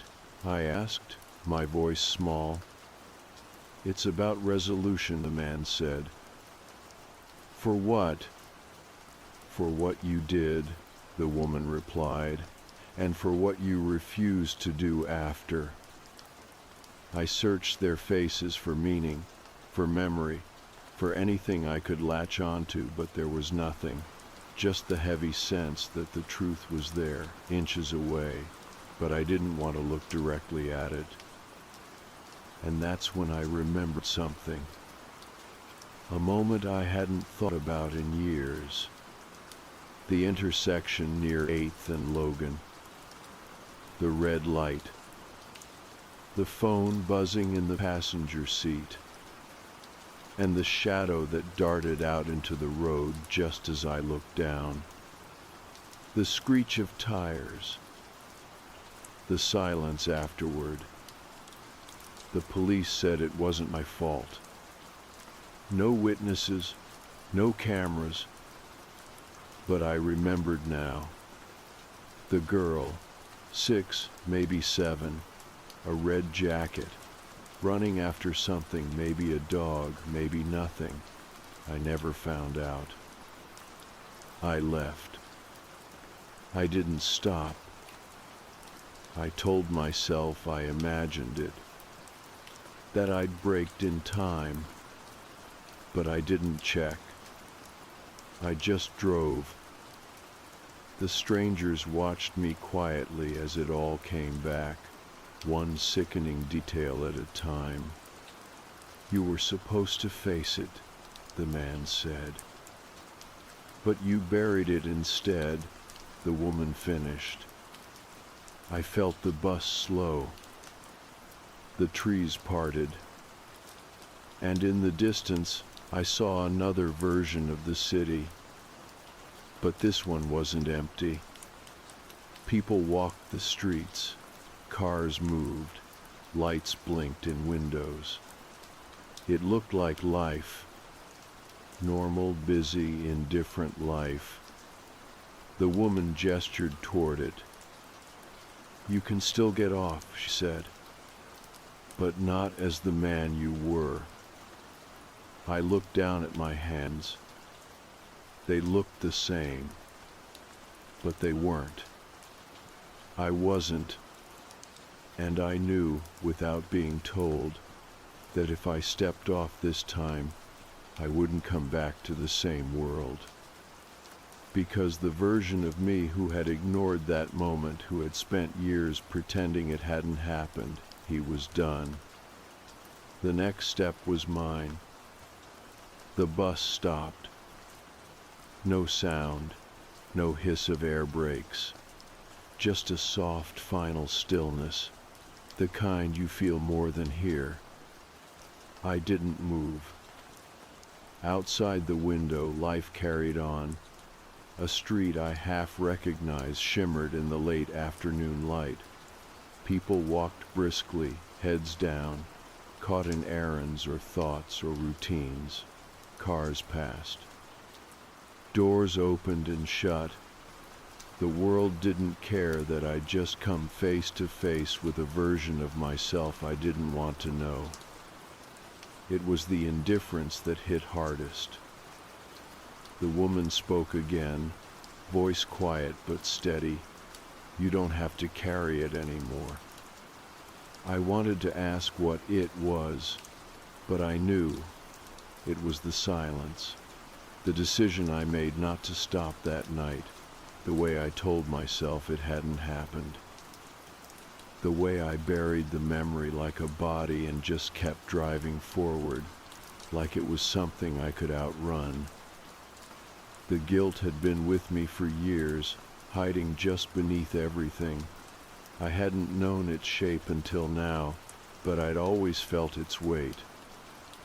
I turned toward them, toward the strangers who had been following me. "Why now?" I asked. "Why not sooner?" The man looked at me like he already knew what I was going to say next. "You weren't ready to remember." "But I did," I said. "I remembered. So what happens now?" He didn't answer. Neither did the woman. The seat across from me, the one where the other me had been, was empty now. Not just vacant, but wiped clean, like whoever had been there had never existed. I looked at the city again, through the window. It looked ordinary, comforting even, familiar but distant, like an old photograph of a place you used to love, but can't quite place anymore. I stood slowly. My legs were stiff, like I'd aged in that seat. I turned to Glenn, who hadn't moved since the last stop. His eyes were still on the road, even though there was nowhere left to go. "Is this it?" I asked. He didn't blink. "Up to you." I looked back once more at the strangers. They were still seated, side by side, hands folded neatly in their laps. "If I get off, what happens to you?" The woman tilted her head, almost kindly. "We follow the next one." "The next what?" "The next person who drifts." The bus went quiet again. I stepped toward the doors. They opened without a sound. I stood at the edge of the steps, one foot hovering in the space between then and now, between the self I'd been and whoever I might be after this. And I stepped down. The air outside was warm, soft, the sun low in the sky, casting long shadows that stretched like fingers across the pavement. No one looked at me, not one of the passers-by. I was just another body in motion, another shape among many. It felt grounding, comforting even. I turned, half expecting the bus to disappear the moment I looked away. But it didn't. It was still there. Same bus, same number, same faded paint and worn tires. But through the windows, it was empty. Glenn, the strangers, my seat, gone. The bus pulled away, slow and smooth, and turned down a side street I didn't recognize. Then it was out of sight. I stood on the sidewalk for a long time, let the city move around me. Eventually, I started walking. No plan, no direction, just forward. The sounds of the world came back slowly, horns in the distance, a dog barking, a teenager laughing into a phone. Life. I turned a corner and saw something strange. A church I recognized, but it wasn't where it should be. A coffee shop with a name I didn't remember, even though the inside looked familiar. My feet led me to a street I swore I knew, but none of the street signs matched. The world had been rebuilt, slightly, subtly, and I understood somehow that this wasn't the same place I'd left behind. It wasn't punishment. It wasn't exile. It was after. Not heaven, not hell. Just another version. One where the weight had shifted. I passed a small park. A group of kids played tag near the swings. A woman pushed a stroller. A man on a bench flipped through a paperback. Everything looked so normal it hurt. I sat down on a nearby bench and let the feeling wash over me. And then I saw her. A little girl standing near the jungle gym. Red jacket. Black shoes. Same height. Same dark hair tied in 2 neat braids. She was holding a stuffed dog, dirty, well-loved, just like the one I'd seen bounce into the street all those years ago. My chest tightened. She looked at me. Not long, just a glance. Then she turned and ran to join the others. I closed my eyes. When I opened them, she was gone. That night, I went home, or what felt like home. The key still worked. My name was still on the mailbox, but the apartment inside was different, brighter. like someone had opened a few windows and aired out the ghosts. The photos on the wall were new. I didn't remember taking them, but they were mine. The kitchen table, the one I swore I built with my sister's help, was still there. But when I opened the drawer, I found a note tucked neatly inside. Just one sentence, written in clean, narrow handwriting. "You made it off the bus." I sat down, the note in my hand, and breathed deeply, fully. For the first time in years, whatever came next, I was ready. Because I had remembered, and because I had chosen to step down. The days after I got off the bus felt slow, but not in a bad way, not like before. It was the kind of slow you feel when you've been moving too fast for too long and you finally stop. Like your mind has to recalibrate to silence, like your body doesn't know what to do with peace. I'd never realized how much noise I had been carrying inside, around me, woven into every routine. I woke up the next morning to sunlight bleeding in through the blinds. No dreams, no whispers, just quiet. And for the first time in years, I didn't dread it. The city felt different now, but I'd accepted that. It wasn't mine exactly, but it wasn't foreign either. It was a version. A mirror held at just the right angle to show me what I'd missed. There were people who seemed familiar, but when I tried to place them, the memory would shift like sand in my hand. And I didn't chase it. I let it be. Some things are meant to be remembered in pieces. I started walking everywhere again, not to run from anything, but because I wanted to look, to really see. It's strange how easily you can pass through your life without noticing the details. The way trees lean into each other, the chipped paint on the corner bodega, the way strangers nod when they catch your eye, like some part of them recognizes that you're both real. I watched the buses too. Not every day, just often enough. Sometimes I'd see Route 111 roll past. The number would flicker on the screen up front, same as it always had. And for a brief moment, I'd hold my breath, watching the windows, waiting. But they never came back. Not the strangers, not Glenn, not the version of me who used to sit in that second row seat, shoulders hunched, headphones in, trying to disappear. That man was gone, and I was okay with that.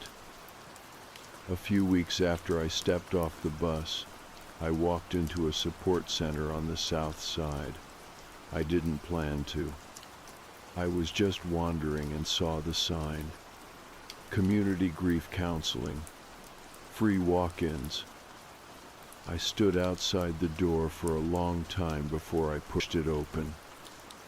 The woman at the desk didn't ask questions. She just smiled, handed me a form, and told me to take my time. I didn't fill out most of it, just my name. And under reason for visit, I wrote, for something I saw, for something I did, for someone I didn't stop. I didn't know what I expected from the first session. Confession, forgiveness, answers. What I got was a room with 2 chairs and a man named Dorian, who looked like he'd been tired for a very long time, but in a way that made him patient. He didn't push me to talk, he just waited. And when I started, it wasn't the whole story, Not at first, just fragments, feelings, a bus, a pair of eyes that never blinked, a moment in traffic I never truly faced. I didn't mention the words strangers or reflections. I didn't say anything about Glenn. It would have sounded too strange out loud, too far from what people expect grief or guilt to look like. But Dorian listened anyway. And something about that made space in me. Slowly, session by session, I started filling in the blanks. I talked about the girl, how I didn't stop, how I let myself believe that if no one saw it, it hadn't happened. Dorian didn't call me a monster. He didn't pity me either. He just nodded, sometimes scribbled something on a notepad, but mostly he let me talk. And that helped. It helped more than I ever expected. A month after that, I found myself outside the school near my old apartment, not for any reason. I was walking again, and my feet led me there. It was recess. Kids shouting, laughing, chasing each other around like their joy had nowhere to land. And then I saw her. A little girl in a red coat, sitting alone near the fence, talking to her stuffed dog like it was the only one who listened. I froze. For a second, I thought it was her. But when she looked up, she had blue eyes, not brown, and a gap between her teeth that made her grin crooked and bright. Not the girl from the road. A different girl, but still someone. She waved. I hesitated, then waved back. That night, I wrote her name down, not the girl at the school, the other one, the one I never stopped for. I didn't know it at the time. I never asked, never waited for sirens or names, but somehow, I think I always knew. I wrote it down. I lit a candle, and I said it out loud. It didn't fix anything. It didn't bring her back, but it mattered. Saying it mattered. I think that's what the strangers were waiting for all along. Not fear, not regret, but acknowledgement. Some pain you can't bury, you're not supposed to. You're supposed to carry it, learn how to walk differently with it, how to talk through it, how to stop letting it shape your whole damn life. And eventually, how to set it down. Not forget, but stop pretending it never happened. One night, I stood at my window and looked down at the street, the same way I had so many times before. And there, parked quietly at the curb, was the bus. Route 111. No driver. No passengers. Just waiting. I didn't go down. I didn't need to. Instead, I stood there for a while, one hand on the glass, watching it. And when it finally pulled away, fading into the dark like a memory, I smiled. A real one. Because I'd already stepped off. And I wasn't going back.